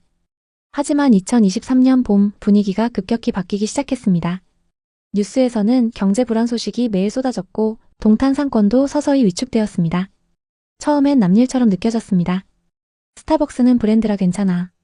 게다가 임대료가 매출 비율이니까. 수지 씨가 자신을 다독이며 말했습니다. 하지만 문제는 매출 자체가 급감한 것이었습니다. 배달 서비스가 확대되고 각종 프로모션으로 가격 경쟁이 치열해지면서 스타벅스 매출이 줄어들기 시작했습니다. 월 매출이 30% 이상 떨어지면서 부부가 받는 수익도 급락했습니다. 최고 수익 시절 400만 원이던 월세가 200만 원대로 내려앉았습니다. 진영 씨는 통장 내역을 보며 눈을 의심했습니다. 이게 어떻게 된 일이지? 매출이 왜 이렇게 떨어져? 수지 씨는 스타벅스 앱과 뉴스를 확인하며 한숨을 쉬었습니다. 배달 때문에 오프라인 매장이 타격받고 있어. 그리고 프로모션으로 마진도 줄고 있는 것 같아. 더 큰 문제는 따로 있었습니다. 예전처럼 여러 호실을 연결한 상가는 이제 대출 규제가 강화되어 팔기 어려워졌습니다. 중개인에게 물어보니 분양된 호실 하나만으로는 신규 대출이 어렵다네요. 그래서 전체를 사려는 사람만 찾는데 그런 사람이 거의 없어요. 이런 답변이 돌아왔습니다. 게다가 동탄 신도시 주변에 스타벅스 매장이 새로 생기면서 경쟁이 심해졌습니다. 진영 씨는 쉬는 날 매장 주변의 상가를 둘러봤습니다. 비슷한 평형의 상가가 7억에 나온 걸 보고 가슴이 철렁했습니다. 이 상가는 위치도 좋은데 왜 이렇게 싸게 나왔지? 수지 씨는 한숨을 쉬며 말했습니다. 5억 대출이 이제 짐이야. 우리가 너무 무리했던 걸까? 2024년 여름 상황은 더 악화되었습니다. 스타벅스 매출은 최고점에서 30% 이상 하락했고 부부가 받는 월세는 이자를 겨우 감당하는 수준이었습니다. 게다가 운영하던 식당 매출도 줄어들었습니다. 부부는 식당 마감 후 가계부를 들여다보며 지출을 줄일 방법을 고민했습니다. 또 다른 투자는커녕 이자와 월세마저 부담스러워졌습니다.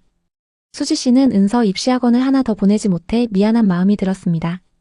진영 씨는 식당에서 늦게까지 손님을 기다리며 생각했습니다. 식당이라도 잘 돼야 할 텐데 라고 말하는 목소리는 떨렸습니다. 수지 씨도 우울했습니다. 스타벅스 건물주 꿈이 이게 다야. 그날 밤 진영 씨는 은서가 자는 방을 들여다봤습니다. 상가를 산 후 수익으로 좋은 대학에 보내주려고 했던 순간이 떠올랐습니다. 하지만 이제 그 상가는 애물단지가 되어버렸습니다. 유튜브에서는 동탄 상권은 아직 바닥 아니다. 공실 계속 늘어나고 있다. 이런 영상이 넘쳤고 커뮤니티에서는 스타벅스도 이제 끝났다. 이런 제목의 글이 올라오기 시작했습니다. 수지 씨는 커피를 마시며 말했습니다. 우리 이러다 영원히 대출만 갚다 끝나는 거 아니겠지? 진영 씨는 아무 대답도 하지 못했습니다. 상가를 산다는 건 단순히 오를까 내릴까의 게임이 아니었습니다. 식당 운영의 피로를 벗어나 안정된 삶을 꿈꾼 선택이었습니다. 하지만 그 선택이 부부를 절망으로 내몰았습니다. 2025년 8월 부동산 앱을 확인해보니 동탄 신도시 비슷한 상가가 6억 5천만 원의 매물로 나와 있었습니다. 불과 몇 년 전 8억에 산 부부의 상가와 조건이 비슷했습니다. 손실은 1억 5천만 원. 더 충격적인 건 그 금액에 나온 상가들도 계약이 되지 않는다는 사실이었습니다. 진영 씨는 휴대폰을 내려놓고 아무 말도 하지 않았습니다. 이젠 놀랍지도 않았습니다. 시세 하락은 더 이상 충격이 아니라 일상이 되었습니다. 그날 저녁 수지 씨가 조용히 말했습니다. 우리 그냥 계속 버텨보자. 팔아도 손해고 수익이라도 조금씩 들어오니까. 진영 씨는 고개를 끄덕였습니다. 이제는 체념할 수밖에 없었죠. 부부는 상가를 팔고 싶어도 팔 수 없었습니다. 동탄뿐만 아니라 상업용 부동산 시장 자체가 최악의 상황으로 치닫고 있었기 때문이죠. 상가 수익은 줄었지만 식당 운영으로 버틴 결과 매출이 조금씩 오르기 시작했습니다. 프랜차이즈들이 생기면서 어려워졌지만 신선한 재료와 좋은 서비스로 기존 고객들이 다시 찾아오기 시작했던 거죠. 부부는 고정 지출을 줄이고 식당 운영에 전념하고 있습니다. 더 이상 주변에 우리 스타벅스 건물주예요 라고 말하지 않게 되었습니다. 진영 씨는 어느 날 상가를 지나며 조용히 생각했습니다. 이거 괜히 산 걸까? 그때 안 샀으면 어땠을까? 실제로 동탄 신도시의 상가들은 2021년 삼성 효과로 가격이 폭등했지만 2025년 들어 매출 하락과 대출 규제 강화로 시세가 30% 이상 하락한 사례가 많습니다. 심지어 하락한 가격에도 거래가 안 되고 있는 상황이죠. 예를 들어 비슷한 주상복합 상가가 2021년 10억 원대에 거래됐던 게 2025년 7억 원대로 내려앉았습니다.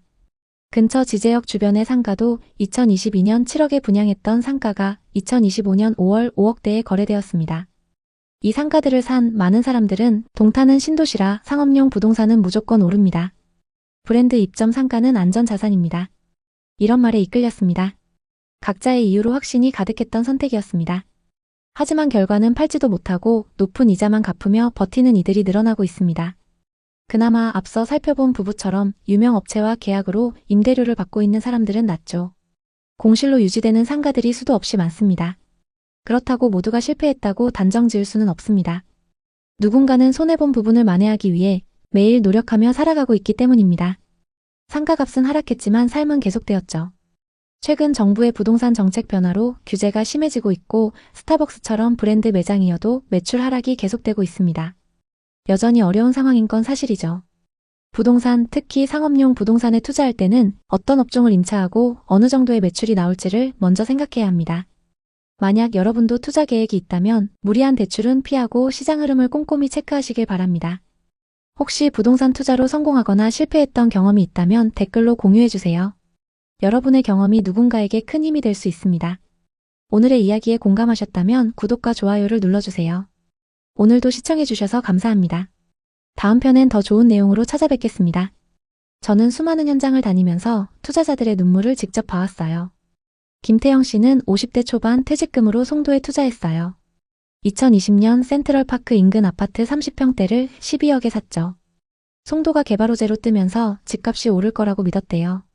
전세 끼고 투자했는데 초기에 전세가 쭉쭉 올라 기뻤어요. 재계약할 때 올려받을 생각을 하면서요.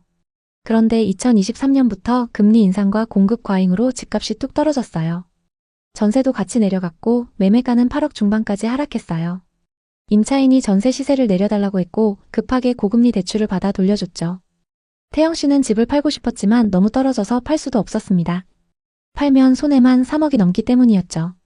집값이 오를 거라던 부동산과 유튜브만 믿고 무리해서 투자했던 게 실수였습니다. 부인과는 집 사지 말자고 했잖아.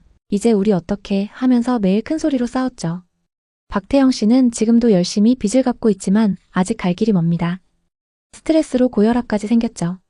그는 어쩌다 이런 상황에 처하게 됐을까요? 그리고 우리나라 부동산 대체 왜 이렇게 된 걸까요? 특히 2025년 지금 상황이 더 심각해졌습니다. 지금 수도권 모든 지역에서 공통적으로 나타나고 있는 현상이 있습니다. 지난 상승장 막바지에 올랐던 곳들이 폭탄처럼 터지고 있는데요. 주거용 부동산도 심각하지만 비주거용 부동산은 말도 못합니다. 송도를 보니 상업용 공실률이 26.8%고 어떤 지식산업센터는 90% 이상 비었습니다. 평택 고덕은 지식산업센터 공실률이 70%로 심각하고 집합상가가 25%예요. 반도체 불황의 부동산 과잉 공급으로 10억대 매물이 5억에도 안 팔려요. 남양주 다산 신도시는 공실률 25%. 하남 미사신도시는 18%로 역시 상황이 좋지 않습니다. 또 동탄신도시는 일부 주상복합이 60% 공실로 투자자들의 이자와 세금만 줄줄 새고 있습니다. 한국부동산원에 따르면 경기도 전체의 집합상가와 지식산업센터 공실률이 계속 증가하고 있습니다. 공급 과잉이 전국적 문제예요. 박상민 씨는 40대 중반 회사원이에요. 2020년에 평택의 상가를 분양받았죠. 분양가 10억대 대출 60%를 받아서 샀어요. 월세로 500만 원 이상을 기대했는데 코로나 직후부터 임대가 안 나갔어요. 2025년 지금도 빈 상태예요. 은행 이자가 매달 250만 원 넘게 나가고 관리비도 수십만 원이에요. 박상민 씨가 저한테 털어놓더라고요. 밤에 잠이 안 와요. 가족들한테 미안해서요. 결국 야간에 대리운전까지 나가서 겨우 이자를 갚고 있어요. 그때 느꼈어요. 빈 상가라는 게 얼마나 무서운지. 은행 이자는 매달 꼬박꼬박 나가고 관리비도 쌓이는데 수익은 제로예요. 이렇게 박상민 씨처럼 대출받아 산 분들은 특히 더 힘듭니다. 공급 과잉에 경기 침체, 고금리까지 겹쳐 투자자들이 이자를 못 내는 사례가 속출하고 있어요. 제 지인 중에도 비슷한 실수로 큰돈을 날린 분이 있기 때문에 더 와닿습니다. 그분은 평택의 지식산업센터 투자로 2억을 손해봤거든요. 그때 분양사 말만 믿고 덜컥 샀는데 공실이 6개월 넘어가니 이자 압박에 주말 알바까지 뛰었어요. 자, 이제 같이 여러 지역들의 숨겨진 민낯을 파헤쳐 보시죠. 광명역 주변은 입지가 정말 좋아요. 코스트코, 이케아, 롯데아울렛 같은 대형 유통시설이 들어서 있고 중앙대학교 병원도 활발히 운영 중이죠. 교통도 최고예요. 수도권 제1순환고속도로, 제2경인고속도로, 강남순환로가 잘 연결돼 있고 2026년에 신안산선이 개통 예정이라 여의도에서 광명 그리고 안산까지 빠르게 오갈 수 있게 됐어요. 그런데 이런 좋은 입지에도 불구하고 지식산업센터와 상가가 왜 텅 비었을까요? 제가 최근 자료를 샅샅이 뒤져봤어요. 한국산업단지공단의 2025년 6월 자료에 따르면 전국 1066개 지식산업센터 중 40%가 공실 상태고 특히 수도권 외곽 지역이 심각하대요. 광명도 예외가 아니에요. 부동산 플래닛 보고서를 보니 2025년 1분기 경기도의 지식산업센터 경매 건수가 347건으로 전체의 83%를 차지했어요. 공급 과잉이 주범이에요. 2018년부터 2021년까지 건축허가 물량이 폭증하면서 공실이 쌓였죠. 광명역 인근에는 2019년 사용 승인을 받은 대규모 지식산업센터가 있습니다. 이제 6년이 지났는데 여전히 공실투성이에요. 대지 면적 5,000평이 넘고 연면적은 36,000평이 넘는 대형 건물이에요. 지식산업센터 호실 650개, 상가가 28개 호실인데 이 중 상가의 공실이 90% 가까이 돼요. 현장에서 느껴지는 건 이 건물이 유령처럼 서 있다는 거예요. 먼지만 쌓이고 불빛도 거의 없어요. 부동산 관계자분을 만나봤는데 입지가 좋은데 왜 이렇게 비었나요? 라고 물었더니 입주 직후 코로나가 직격탄이었고 2025년 지금은 고금리와 내수 부진으로 장사하려는 사람 자체가 없어요. 라고 하시더라고요. 임대료가 비싸고 인건비까지 오르니 어지간해서는 이익이 안 남습니다. 또 상가를 분양받은 주인들은 대출 이자를 못 내서 허덕이는 경우가 많습니다. 정말 심각하죠. 왜냐하면 빈 상가다 보니까 은행 이자는 계속 나가고 관리비는 계속 나오는데 들어오는 돈은 없으니까요. 도저히 감당이 안 돼요. 2025년 한국부동산원 자료에 따르면 상가 공실률이 20% 이상으로 올랐고 지식산업센터는 공급 과잉 지역에서 40%에서 50%에 달한대요. 매일경제 기사에 따르면 경기도 전체 지식산업센터 16,209개 호실 중 평균 20%가 공실이라고 해요. 대형 건물들을 보면 1층 메인 상가도 텅 비었어요. 몇 개 점포만 프랜차이즈 업체들이 들어서 있고 나머지는 썰렁해요. 수도권의 메인 상가값은 거의 10억대예요. 그런데 대부분 대출을 받아서 샀기 때문에 주인 입장에서는 은행 이자도 못 내는 상황이 돼요. 상가는 보통 대출이 5, 60% 정도예요. 그래서 어떤 주인분들은 그 이자를 못 내는 그런 상황입니다. 정말 심각합니다. 광명역에 있는 대형 건물 상가들도 보통 도로변으로 10억에서 15억 정도에 분양됐거든요. 그래서 처음 기대 수익은 10억대 상가는 월세 400만 원에서 500만 원 정도였는데 막상 입주 시점에 경기가 나빠지니 지금은 싸게라도 맞춰달라는 사람들이 있어요. 왜냐하면 빈 상가다 보니까 은행 이자는 계속 나가고 관리비는 계속 나오는데 들어오는 건 없으니까요. 자기도 몇 억 쏟아놓고 감당이 안 됩니다. 보통 지식산업센터의 상가는 입주 후 6개월 정도 지나면 50%, 1년 지나면 거의 다 차는 게 일반적인데 여기서는 안 됐어요. 1층 상가는 특히 안 나가고 있거든요. 나간 몇 개도 주인들이 직접 하는 거지 진짜 임대 나가는 건 몇 개 안 돼요. 이제 이종현 씨 이야기를 들려드리겠습니다. 50대 초반 사업가예요. 2021년에 하남 미사신도시의 상가를 2칸 분양받았어요. 한 칸은 본인 운영, 한 칸은 임대 주다가 팔아서 이익을 보려 했죠. 총 20억, 대출은 12억 받았어요. 준공 전까지 기대감에 부풀어 있었죠. 당시에는 상가 열기가 엄청났고 분양 족족 팔려나갔습니다. 그런데 준공이 완료되고 막상 입주 때가 되니 경기가 급격히 나빠졌어요. 원하던 금액보다 저렴하게 내놔도 아무도 들어오지 않았죠. 2025년 지금 마이너스 프리미엄 상태예요. 팔아도 수억이나 손해예요. 최근 임대 한 칸이 겨우 나갔는데 월세 기대치의 80%도 안 됩니다. 이종현 씨는 압류 올까봐 잔금 치렀는데 빚만 늘었어요. 앞으로 어떻게 해야 할지 모르겠네요 라고 하셨어요. 종현 씨 말고도 이런 분들 정말 많습니다. 2025년 대한건설협회 조사를 보니 2022년부터 2024년까지 공급된 지식산업센터 65개 사업장 평균 미분양률이 37%예요. 거래 절벽에 경매 폭탄까지 터지고 있습니다. 왜 이렇게 됐을까요? 첫째, 공급 과잉이에요. 2018년부터 2021년까지 공급 폭증으로 2025년 공실률이 급증했습니다. 둘째, 경기 침체예요. 코로나 후유증과 고금리, 내수 부진이 겹쳤어요. 셋째, 수요 예측 실패예요. 인구가 늘지 않는 지역에 과도한 공급이 이어졌죠. 주변 아파트마다 상가가 있어서 소비자들이 멀리 갈 필요 없습니다. 게다가 2022년 이후 온라인 비중이 급격히 늘어나면서 오프라인 상가가 타격을 받았습니다. 수도권 모든 지역에서 공통으로 나타나고 있습니다. 송도를 보니 상업용 공실률이 26.8%고 어떤 지식산업센터는 90% 이상 비었습니다. 인천 전체 소규모 상가 공실률이 20%로 2배 증가했는데 그중 송도가 상당 부분을 차지하고 있습니다. 평택 고덕은 지식산업센터 공실률이 70%로 심각하고 집합상가가 25%예요. 반도체 불황에 과잉 공급으로 10억대 상가가 5억에도 안 팔려요. 남양주 다산신도시는 공실률 25%, 하남 미사신도시는 18%로 상황이 좋지 않습니다. 또 동탄신도시는 일부 상가가 60% 공실로 투자자들의 이자와 세금만 줄줄 새고 있습니다. 한국부동산원에 따르면 경기도 전체 집합상가와 지식산업센터 공실률이 계속 증가하고 있습니다. 공급 과잉이 전국적 문제예요. 비수도권은 상황이 더 안 좋습니다. 고분양가, 고임대료, 고관리비가 발목을 잡고 있죠. 개발사들은 상가에서 이익을 뽑으려고 무조건 지었고 부동산 분위기가 좋았을 당시 너도나도 분양을 받았습니다. 하지만 시간이 지나 준공이 완료된 후에 여러 가지 좋지 않은 상황이 겹치면서 임차인이 구해지지 않고 있습니다. 대출을 받아 산 분들이 이자를 못 내고 애타는 상황이에요. 상황이 너무 어렵다 보니 일부 투자자들은 극단적 선택을 고려할 정도입니다. 김미지 씨는 40대 여성 투자자예요. 2019년에 상가를 한 칸 분양받았어요. 분양가는 12억이었습니다. 그중 7억은 대출을 받아서 계약했습니다. 월세 500만 원 이상을 기대했는데 준공 이후 3년째 공실입니다. 매달 관리비 50만 원, 이자 270만 원이 나가요. 포기하고 싶어도 가격이 너무 하락해서 팔 수도 없어요. 쉬는 날마다 카페 알바 뛰면서 빚 갚고 있어요. 이러지도 저러지도 못해요 라고 울면서 말씀하셨어요. 김미지 씨처럼 힘든 상황에 처한 분들이 많습니다. 우리나라 부동산 전체적으로 문제가 많습니다. 송도처럼 대형 국제도시도 공실이 넘쳐나고 평택은 삼성전자 주변인데도 60% 공실입니다. 이 모든 게 공급 과잉과 수요 예측 실패에서 비롯됐어요.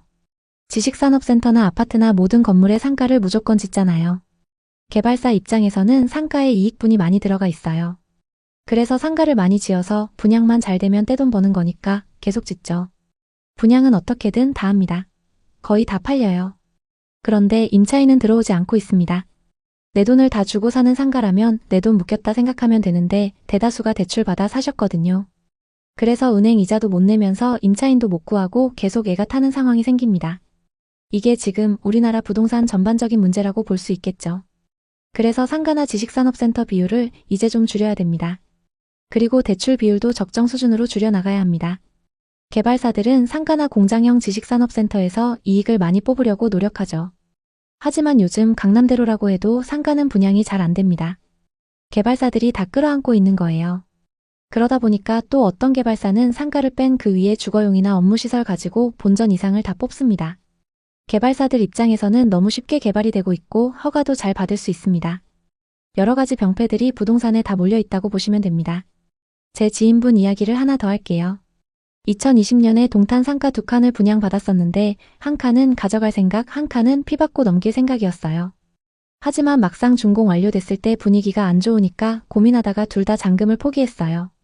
시행사의 경우는 이미 완판했지만 잔금이 안 들어오면 끝입니다. 계약금 10%만 받는 케이스가 되는데 어떻게 보면 그것도 이득이라고 할 수 있겠지만 그렇지 않습니다. 한 칸이 5억씩 했어요. 여기서 수분양자가 계약금을 포기하면 나머지 돈들이 안 들어오는 상태가 되는 겁니다. 지금 상가 한 칸을 팔려고 하면 수억씩 낮은 가격에도 안 산다는 거예요. 그래서 시행사도 몇백억씩 손해보는 경우가 늘어나고 있습니다. 여러분, 부동산 정말 어렵죠? 공급 과잉의 공실지옥, 이제 용도 전환 논의까지 나오고 있어요. 2025년 매경 기사를 보니 해외처럼 상가를 주거용으로 바꾸면 미분양 해소가 될 수 있대요. 하지만 정책이나 개발사들이 안 따라주고 있습니다. 개발사들은 상가 비율을 대폭 줄여야 합니다. 공장처럼 찍어내서 이익만 뽑는 이런 식의 개발은 없어져야 합니다. 요즘 장사 정말 힘들어요. 우리나라 소상공인분들 정말 고생이 많습니다. 게다가 상가를 덜컥 분양받은 분들은 속이 타들어가고 있죠. 광명, 광교, 동탄, 다산, 하남, 평택 등 여러 지역에서 비슷한 현상이 나타나고 있습니다. 여러분은 상업시설이나 지식산업센터 등을 분양받거나 임차해서 장사하시려면 꼭 발품을 파세요. 한 번이 아니라 여러 차례 방문해서 직접 체크하세요. 프랜차이즈 담당자나 부동산 중개업소 말만 믿고 투자하면 안 됩니다. 여러분 자산을 지키는 건 본인 몫이에요. 꼭 명심하세요. 앞으로도 영상을 통해 부동산 투자 실패 안 하는 방법을 계속 공유드리겠습니다. 오늘 이야기 어떠셨나요? 혹시 이와 비슷한 부동산 고민이나 경험이 있으신가요? 여러분의 이야기가 있다면 자유롭게 공유해주세요. 당신의 경험이 누군가에게 큰 힘이 될 수 있습니다. 오늘의 이야기에 공감하셨다면 구독과 좋아요를 눌러주세요. 오늘도 시청해주셔서 감사합니다. 다음 편엔 더 좋은 내용으로 찾아뵙겠습니다. 지난 상승장 많은 사람들이 수억씩 대출을 받아 부동산을 샀습니다. 몇 년 뒤에 집값이 오르면 좋지만 만약 집값이 오르지 않거나 떨어진다면 이자 부담을 감당하지 못해 멘탈이 붕괴되는 거죠. 자영업자 폐업도 이 흐름과 연결됩니다.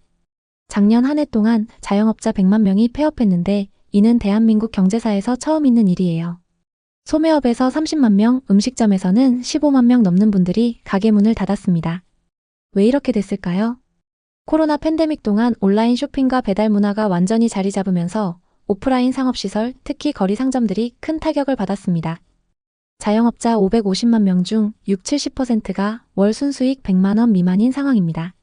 이런 상황에서 버틸 수 있는 사람이 얼마나 있을까요? 폐업하려 해도 신용 문제 때문에 망설여지는 게 현실입니다. 대출의 노예가 되어버린 거죠. 장사를 시작할 때 대부분 대출을 받아서 시작을 합니다. 가게 보증금부터 인테리어, 사업을 위한 여러 가지 부수 비용까지 꽤 많은 돈이 들어가죠. 그런데 장사가 안 된다고 문을 닫아버리면 대출은 어쩌나요? 이자는 매달 눈덩이처럼 불어나고 결국 빚의 늪에 빠지게 되는 거죠. 지금 이게 대한민국 자영업자들의 현실입니다.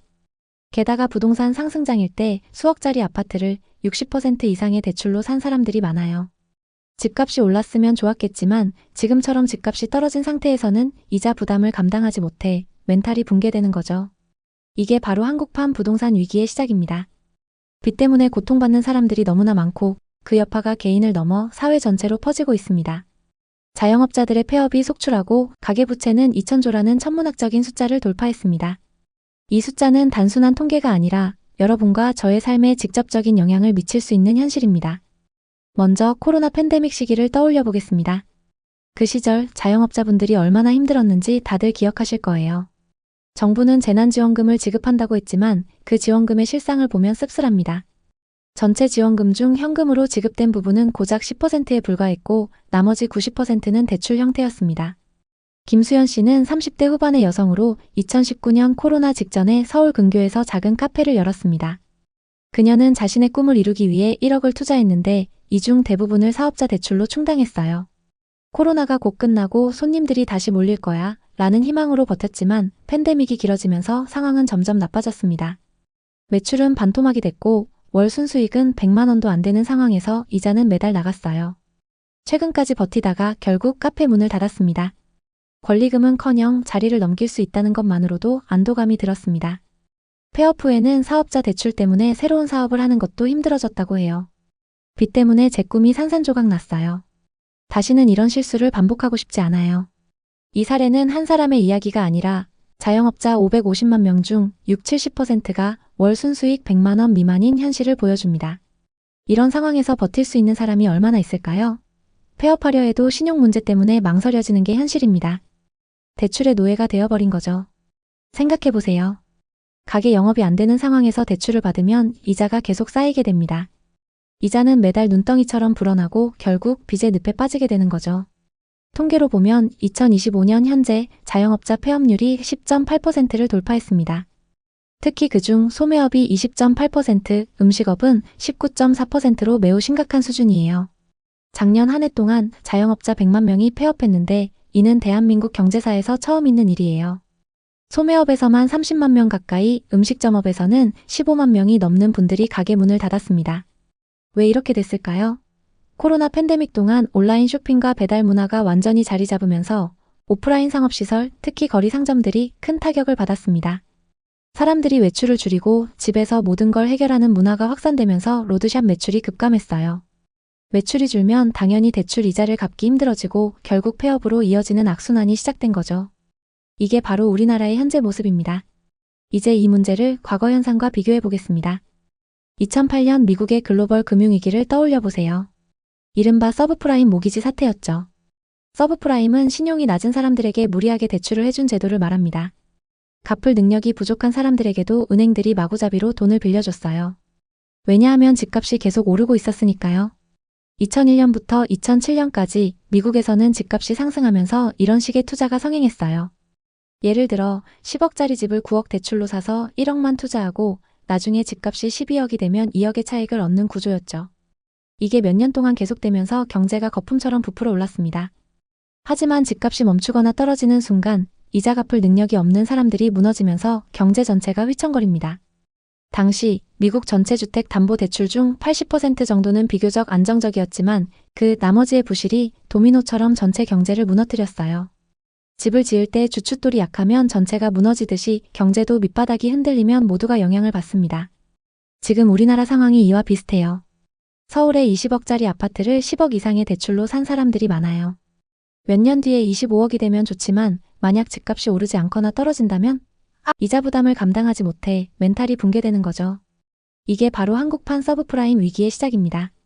자영업자 폐업도 이 흐름과 연결됩니다. 코로나 시기에 해외 선진국들은 재난지원금을 현금으로 지급했지만 우리는 90%를 대출로 줬어요. 그 결과 지금 부실 채권이 쌓이고 있습니다. 온라인 쇼핑과 배달 문화가 자리 잡으면서 오프라인 상가 매출이 줄었고 이자 미납이 늘어나면서 폐업이 가속화되고 있죠. 이건 단순한 개인의 문제가 아니라 경제 전체의 문제로 확산되고 있어요. 최동준 씨는 40대 초반의 직장인으로 2021년 부동산 붐이 한창일 때 갭 투자에 뛰어들었습니다. 수도권 신도시의 10억짜리 아파트를 자기 돈 3억, 대출 7억으로 샀어요. 그는 집값이 계속 오를 테니 이자 갚고도 차익을 볼 수 있을 거야 라고 자신했죠. 하지만 2022년 금리 인상이 시작되면서 월 이자 부담이 급격히 늘었고 설상가상으로 집값이 30%나 떨어졌어요. 매달 적자에 시달렸죠. 이자야 그렇다 쳐도 집값이 떨어지는 걸 보고 땅을 치며 후회했습니다. 2025년 현재 집값이 조금 회복하긴 했지만 아직도 2억가량 손해 중입니다. 최동준 씨는 이렇게 말했어요. 빚이 제 인생을 망쳤어요. 그때 욕심을 내지 말 걸 그랬어요. 이제 가계부채 문제로 넘어가겠습니다. 2025년 현재 대한민국 가계부채는 2천조 원을 돌파했습니다. 이는 GDP 대비 90% 수준으로 국민 한 명당 평균 4천만 원 이상의 빚을 지고 있는 셈이에요. 이 빚의 대부분은 주택담보대출입니다. 금리가 오르면 이자 부담이 폭증하죠. 최근 카드 대출 연체율이 급등하고 있는데 그 속도가 과거 2008년 금융위기 때와 비슷해요. 정부는 금리를 인하하며 대책을 내놓고 있지만 이게 근본적인 해결책이 될까요?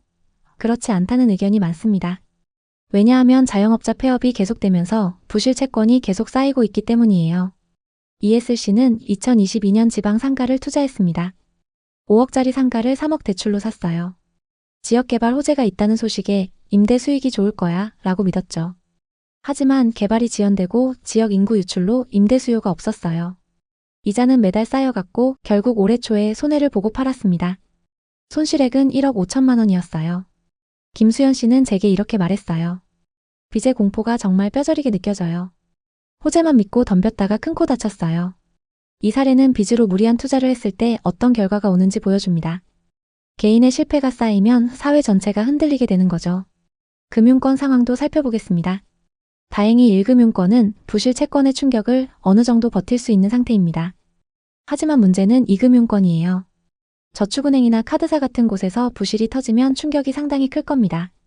이게 바로 빚으로 쌓아 올린 경제가 터지는 순간이에요. 2금융권의 부실채권 비율은 2025년 1분기 기준으로 8.7%까지 치솟았어요. 이는 금융위기 이후 최고 수준입니다. 정부는 이런 상황을 해결하려고 다양한 대책을 내놓고 있어요. 최근 세제 대책으로는 공시지가 현실화, 종합부동산세 유지, 재건축 초과이익 환수제 유지가 발표됐습니다. 하지만 가장 중요한 건 공급 대책이에요.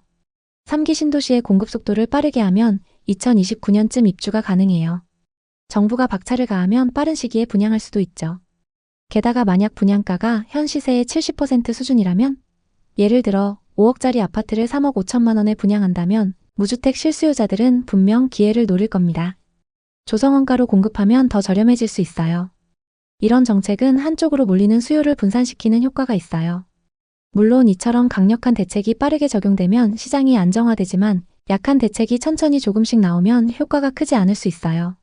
인구 구조를 보면 더 심각해요. 결혼 건수를 보세요. 1990년대에는 연간 40만 쌍이 결혼했지만 지금은 20만 쌍으로 줄었어요. 2033년에는 10만 쌍 이하로 떨어질 거라는 예측이 나옵니다. 신규 주택 수요가 급격히 줄어드는 거죠. 반면 건설사들은 연간 3, 40만 호를 공급할 수 있는 능력이 있어요. 공급 과잉이 될 가능성이 높습니다. 5년 뒤를 생각해보세요. 집값이 오를 거라고 잘못 판단하고 무리하게 투자하면 낭패를 볼 수 있어요. 서울과 수도권은 지금 꼭지점에 와 있다고 봅니다. 경매 시장은 어떨까요? 지금 경매 물건이 많이 나오고 있어요. 투자 실패로 내놓는 물건들이 늘고 있죠. 예전에는 경매 시장이 고수들만의 영역이었지만 지금은 대중화됐어요. 유튜브에 경매 관련 강의도 많고 정보도 쉽게 구할 수 있죠. 경매를 잘하면 그만큼 높은 수익을 낼 수 있습니다. 다만 아무리 대중화가 되고 있다고 해도 숨은 리스크도 많죠. 경매도 무작정 뛰어들지 말고 경매 대리인 자격이 있는 공인중개사나 전문가의 도움을 받는 것이 좋습니다. 상업용 부동산 시장은 상황이 많이 심각합니다. 일부 지역은 매년 공실률이 급격히 늘고 있죠. 특히 신도시의 경우 엄청납니다. 공급이 많았던 만큼 누적된 공실을 해소하려면 시간이 많이 필요합니다. 수익률만 보고 접근했다가는 크게 실패할 수 있습니다. 상권, 수요, 비용 등 꼼꼼한 검토가 필요한 영역입니다. 결론적으로 지금은 공격적으로 투자할 때가 아닙니다. 보수적으로 자산을 관리해야 할 시기이죠. 최근 규제들과 같이 정부가 강력한 대책을 내놓으면 시장은 조금씩 안정화될 거예요.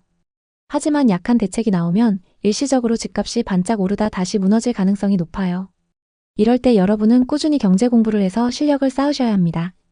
빚으로 쌓아 올린 경제가 터지기 전에 여러분의 자산을 지키세요. 미리 철저하게 준비를 한다면 앞서 살펴본 투자자들과 같은 실패는 면할 수 있습니다. 혹시 이와 비슷한 부동산 고민을 하고 계신가요? 여러분의 이야기가 있다면 자유롭게 공유해주세요. 당신의 경험이 누군가에게 큰 힘이 될 수 있습니다. 오늘의 이야기에 공감하셨다면 구독과 좋아요를 눌러주세요. 오늘도 시청해주셔서 감사합니다. 다음 편엔 더 좋은 내용으로 찾아뵙겠습니다. 부부는 3층 건물을 월세로 임대해서 숙박업을 운영하고 있었습니다. 3층 주인집에서 거주하며 1층과 2층은 게스트하우스로 활용했죠. 2021년 당시 부동산 시장이 급등하고 있다는 소식이 여기저기서 들려왔고 지금 사야겠다는 느낌이 들기 시작했습니다. 그러던 어느 날 부동산으로부터 부부가 운영하고 있는 건물을 보러 오겠다는 연락을 받았는데요. 이러다 이 건물 다른 사람이 사가는 거 아니야? 돈 모아서 사려고 했는데 어쩌지? 얼만지 물어나 보자. 그렇게 부동산의 시세 문의를 하게 되었습니다. 매매 가격이 15억이니까 잘 받으면 11억, 12억까지도 대출 가능합니다. 부동산에서 얘기한 금액을 듣고 생각보다 대출이 많이 나온다는 소식에 너무 놀랐습니다. 부부는 곧바로 매수 의향을 밝히고 은행에 대출 한도 조회를 요청했습니다.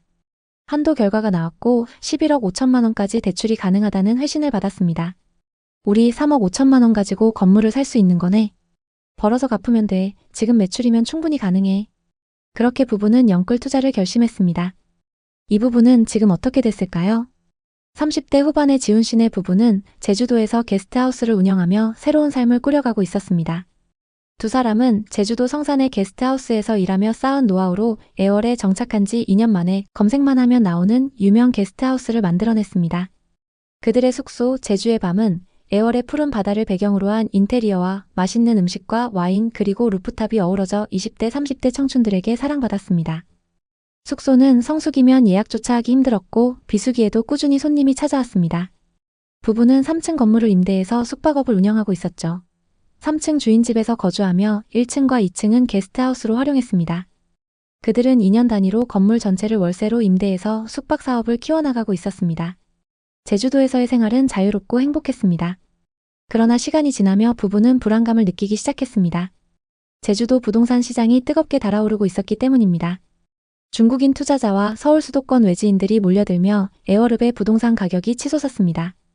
부부가 임대로 운영하던 건물 근처 땅값은 2년 만에 가격이 2배로 뛰었고 식당이나 카페 어딜 가도 부동산 이야기가 자주 들려왔습니다. 부부는 점점 더 강하게 부동산 투자를 해야겠다는 생각을 하게 되었습니다. 그러던 어느 날 부부가 운영하던 게스트하우스 건물이 매매로 나왔다는 소식을 듣게 됐습니다. 소식을 들은 지 얼마 안 돼서 부동산에서 연락이 왔습니다. 매매하려는 손님이 있어서 건물을 보러 와도 되겠냐는 연락이었죠. 그렇게 손님들과 부동산 중개인이 게스트하우스에 방문했습니다. 부부가 인테리어를 잘 해놨기 때문에 매물을 본 손님은 곧 계약할 것처럼 마음에 들어 했습니다. 그러자 부부는 불안해지기 시작했습니다. 건물을 꾸민 건 우린데 건물 주인만 좋게 생겼네. 돈 좀 모아서 이 건물 사려고 했는데 아쉽다. 얼만지 물어나 볼까?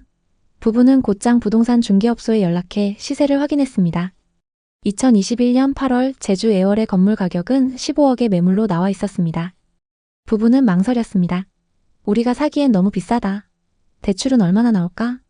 요즘 법인 사업자 내시면 건물 가격의 최대 80%까지 대출 가능해요. 그때 보셨던 손님들도 거의 다 대출로 사려고 하시는 거예요. 매매 가격이 15억이니까 잘 받으면 11억, 12억까지도 대출 가능합니다. 이미 은행에 감정평가도 들어갔어요.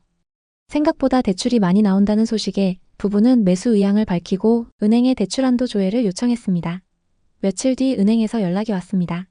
결과는 매우 긍정적이었는데요. 이미 해당 건물에서 숙박 사업을 운영하면서 매출도 상당했고 사업 용도로 사용할 것이기 때문에 대출이 11억 5천만 원까지 가능하다는 연락을 받았습니다. 건물 임대료와 대출이자를 계산해보니 건물을 사서 운영하는 게 훨씬 효율적일 것 같았죠. 여보, 우리가 이 건물 사자.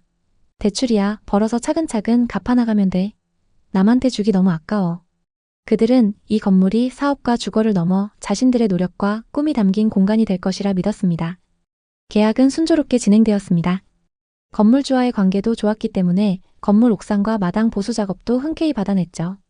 항상 지내던 공간이었지만 빌려서 쓸 때와는 느낌이 전혀 달랐습니다. 무엇보다 앞으로 월세를 내지 않아도 된다는 사실이 가장 행복했습니다. 매수 후 얼마 지나지 않아 놀라운 소식이 들려왔습니다. 근처 토지가 21억에 거래되었다는 것이었습니다. 부동산 중개업소에서는 인근 땅값이 치솟고 있다는 이야기도 들려왔습니다. 부부는 기뻤습니다. 제주 부동산 시장은 여전히 뜨거웠고 유튜브와 커뮤니티에서는 애월읍이 제주도의 핫플레이스라 불리며 투자 가치가 높다고 떠들썩했습니다. 부부는 이 집이 단순히 사는 곳이 아니라 노후 자산까지 책임져 줄 것이라 기대했습니다. 수진 씨는 가끔 부동산 앱을 열어 주변 건물과 토지 시세를 확인하며 흐뭇해했습니다. 그녀는 투자로 산 것이 아니라 사업을 잘 운영하기 위해 산 거라며 스스로를 다잡았지만 마음 한구석에서는 기대감이 커져갔습니다. 지훈 씨 역시 숙소 손님들과 부동산 이야기를 나누며 제주도의 미래에 대한 낙관적인 전망을 공유했습니다. 그들의 건물은 단순히 집과 사업장이 아니라 꿈과 안정의 상징이 되었습니다. 그러나 2022년 가을 분위기가 바뀌기 시작했습니다. 뉴스에서는 미국의 금리 인상과 한국은행의 기준금리 인상이 연일 보도되었습니다. 처음에는 남의 일처럼 느껴졌습니다. 숙박 사업이 잘 되고 있었기에 이자 부담이 크지 않다고 생각했습니다. 하지만 문제는 금리만이 아니었습니다. 물가가 급등하며 유지비가 크게 늘어났습니다. 안 그래도 물가가 높은 제주도의 생활이 더욱 힘들어졌죠. 숙소 운영 비용도 덩달아 올랐습니다. 청소업체 금액도 급격히 뛰었고 음식 비용도 감당하기 어려워졌습니다. 수진 씨는 매일 가계부를 들여다보며 지출을 줄이려 노력했습니다. 불필요한 비용을 줄이고 숙소의 가격도 올려야 했습니다. 그러자 손님들의 발길이 점차 줄어들었습니다. 비수기에는 예약이 두세 팀 이하로 잡히는 날도 생겼습니다. 늘어난 생활비와 줄어든 수입은 부부의 어깨를 무겁게 눌렀습니다. 11억 5천만 원에 대한 대출이자가 엄청난 압박으로 다가왔습니다. 그러던 어느 날 수진 씨는 부동산 카페에서 충격적인 소식을 접했습니다. 제주도의 부동산 거래가 뚝 끊기고 유명 연예인 등 많은 사람들이 떠나간다는 글이 올라와 있었습니다. 불과 1년 만에 분위기가 완전히 바뀐 것이었습니다. 그녀는 믿을 수 없어 중개업소에 전화해 확인했습니다. 하지만 돌아온 대답은 냉혹했습니다. 요즘 제주 부동산이 많이 식었어요. 금리 때문에 거래가 거의 없어요. 수진 씨는 매일 밤 부동산 앱을 확인하며 거래 금액을 들여다보았습니다. 시세는 계속해서 하락했습니다. 2023년 초 인근 건물이 11억에 거래되었다는 소식이 들려왔습니다. 부부가 건물을 매수할 때만 해도 그 건물의 시세는 14억 정도였는데 최근 3억 낮은 가격에 팔렸다는 거였죠. 수진 씨는 가슴이 철렁했습니다. 그녀는 처음 건물을 샀을 때의 설렘과 숙소가 매일 만시를 기록했던 때를 떠올렸지만 이제 그 기억은 불안으로 덮여 있었습니다. 2023년 여름 상황은 더 악화되었습니다. 주변의 숙박업소들이 줄줄이 매물로 나오고 있다는 소식이 들려왔습니다. 부부는 이제 더 이상 시세를 확인하지 않으려 했지만 불안은 멈추지 않았습니다. 숙소 운영은 여전히 어려웠고 대출 이자와 생활비는 부부의 통장을 점점 갉아먹었습니다. 수진 씨는 밤마다 잠을 이루지 못했습니다. 그녀는 손님들이 잠든 후 옥상에 앉아 바다를 바라보며 눈물을 흘렸습니다. 바다 뷰가 한때는 꿈의 상징이었지만 이제는 무거운 짐처럼 느껴졌습니다. 그녀는 혼자 중얼거렸습니다. 왜 이렇게 됐을까? 이 건물이 우리를 망치고 있어. 지훈 씨는 숙박 어플 예약 처리를 마치고 돌아와 아내의 눈물을 보고 가슴이 아팠습니다. 그는 조용히 그녀를 안아주었지만 위로의 말조차 떠오르지 않았습니다.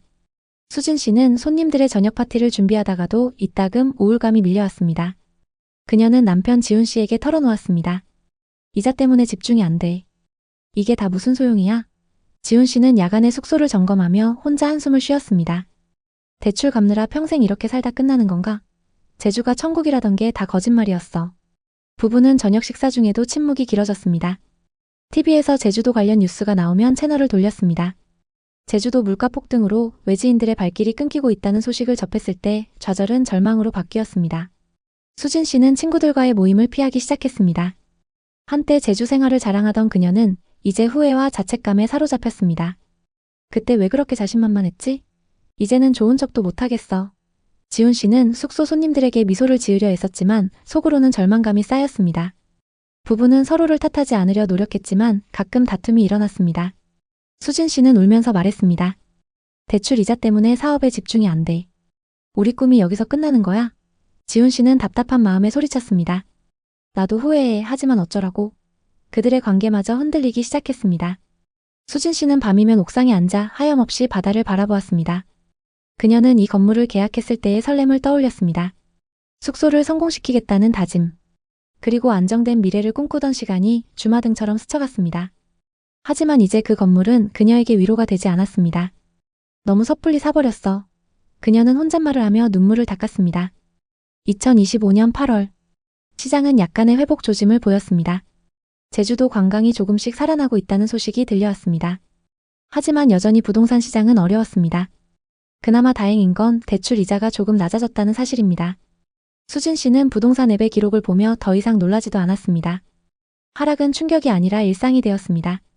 어느 날 저녁 부부는 옥상에 앉아 바다를 바라보았습니다. 지훈 씨가 조용히 입을 열었습니다. 우리 그냥 가격은 있고 행복하게 살아보자. 돈이 전부는 아니잖아. 수진 씨는 고개를 끄덕였습니다. 그들은 이 건물을 원망하고 싶지 않았습니다. 이유는 단순했습니다. 이곳이 이제 그들의 삶의 터전이었기 때문입니다. 숙소는 여전히 어려웠지만 부부는 운영 방식을 바꾸기 시작했습니다. 에어비앤비 운영을 효율적으로 하고 예약과 리뷰 관리를 통해 슈퍼호스트가 되었습니다. 손님은 조금씩 늘어났고 매출도 서서히 안정되었습니다. 그들은 사무관리, 청소, 픽업, 음식 등 파트를 세분화하면서 유지 비용을 최대한 줄였습니다. 더 이상 서로에게 우리 건물값 얼마야 이런 질문은 하지 않았습니다. 수진 씨는 어느 날 옥상에서 바다를 바라보며 조용히 생각했습니다. 이 건물 괜히 산 걸까? 안 샀으면 어떻게 됐을까? 그들은 이 건물에서 웃고 울고 고민하고 숙소를 운영하며 새로운 꿈을 꾸었습니다. 시세는 하락했지만 삶은 계속되었습니다. 제주도 에어릅의 3층 건물은 2021년 8월 15억에 거래되었지만 주변의 숙소 매물이 늘어나고 수익이 나빠지면서 더 이상 오르지 않았습니다. 하지만 여전히 토지 그 자체로의 가치는 유지되고 있습니다. 제주도의 부동산 투자 실패 사례는 건물뿐만 아니라 주거용, 상업용 모든 영역에서 찾을 수 있습니다. 타운하우스를 예로 들면 서귀포시의 한 고급 빌라 단지는 2021년 10억대에 거래되었지만 2025년 현재 7억대로 떨어졌습니다. 제주도 부동산 시장은 2020년, 2021년 뜨거운 열기를 띠었지만 금리 인상과 관광 수요 감소로 빠르게 냉각되었습니다. 에어릅은 한때 제주도의 핫플레이스로 불리며 투자자들의 관심을 끌었지만 2022년 말부터 거래량이 급감하고 가격이 하락했습니다. 2025년 들어 일부 지역에서 회복 조짐이 보였습니다. 그러나 최근 규제가 강화되며 가격 하락이 불가피해 보입니다. 전문가들은 제주 부동산 시장이 2025년 하반기에는 저조한 흐름을 보일 가능성이 높다고 전망했습니다. 제주공항 개발과 같은 대형 프로젝트가 일부 지역의 토지 시장을 자극했지만 주거용 부동산은 여전히 위축된 상태입니다. 투자자들은 단기적인 상승보다는 장기적인 관점에서 시장을 지켜봐야 한다는 의견이 지배적입니다. 부동산 시장은 부부의 기대와 달리 빠르게 변했습니다. 제주도는 무조건 오른다. 바다뷰는 안전자산이다. 이런 말에 이끌렸던 부부의 선택은 확신으로 시작되었지만 결과는 달랐습니다. 그들은 팔 엄두도 못 내고 대출 이자를 갚으며 버텨야 했습니다. 하지만 그 건물은 단순한 자산이 아니었습니다. 그곳에서 투자 실패를 만회하려 노력하며 새로운 도전을 준비하는 삶의 공간이었습니다. 부동산은 단순한 투자가 아닙니다. 앞서 살펴본 지훈 씨네 부부처럼 어떤 마음가짐으로 현재를 버텨내고 어떤 미래를 계획할 것인지가 중요합니다.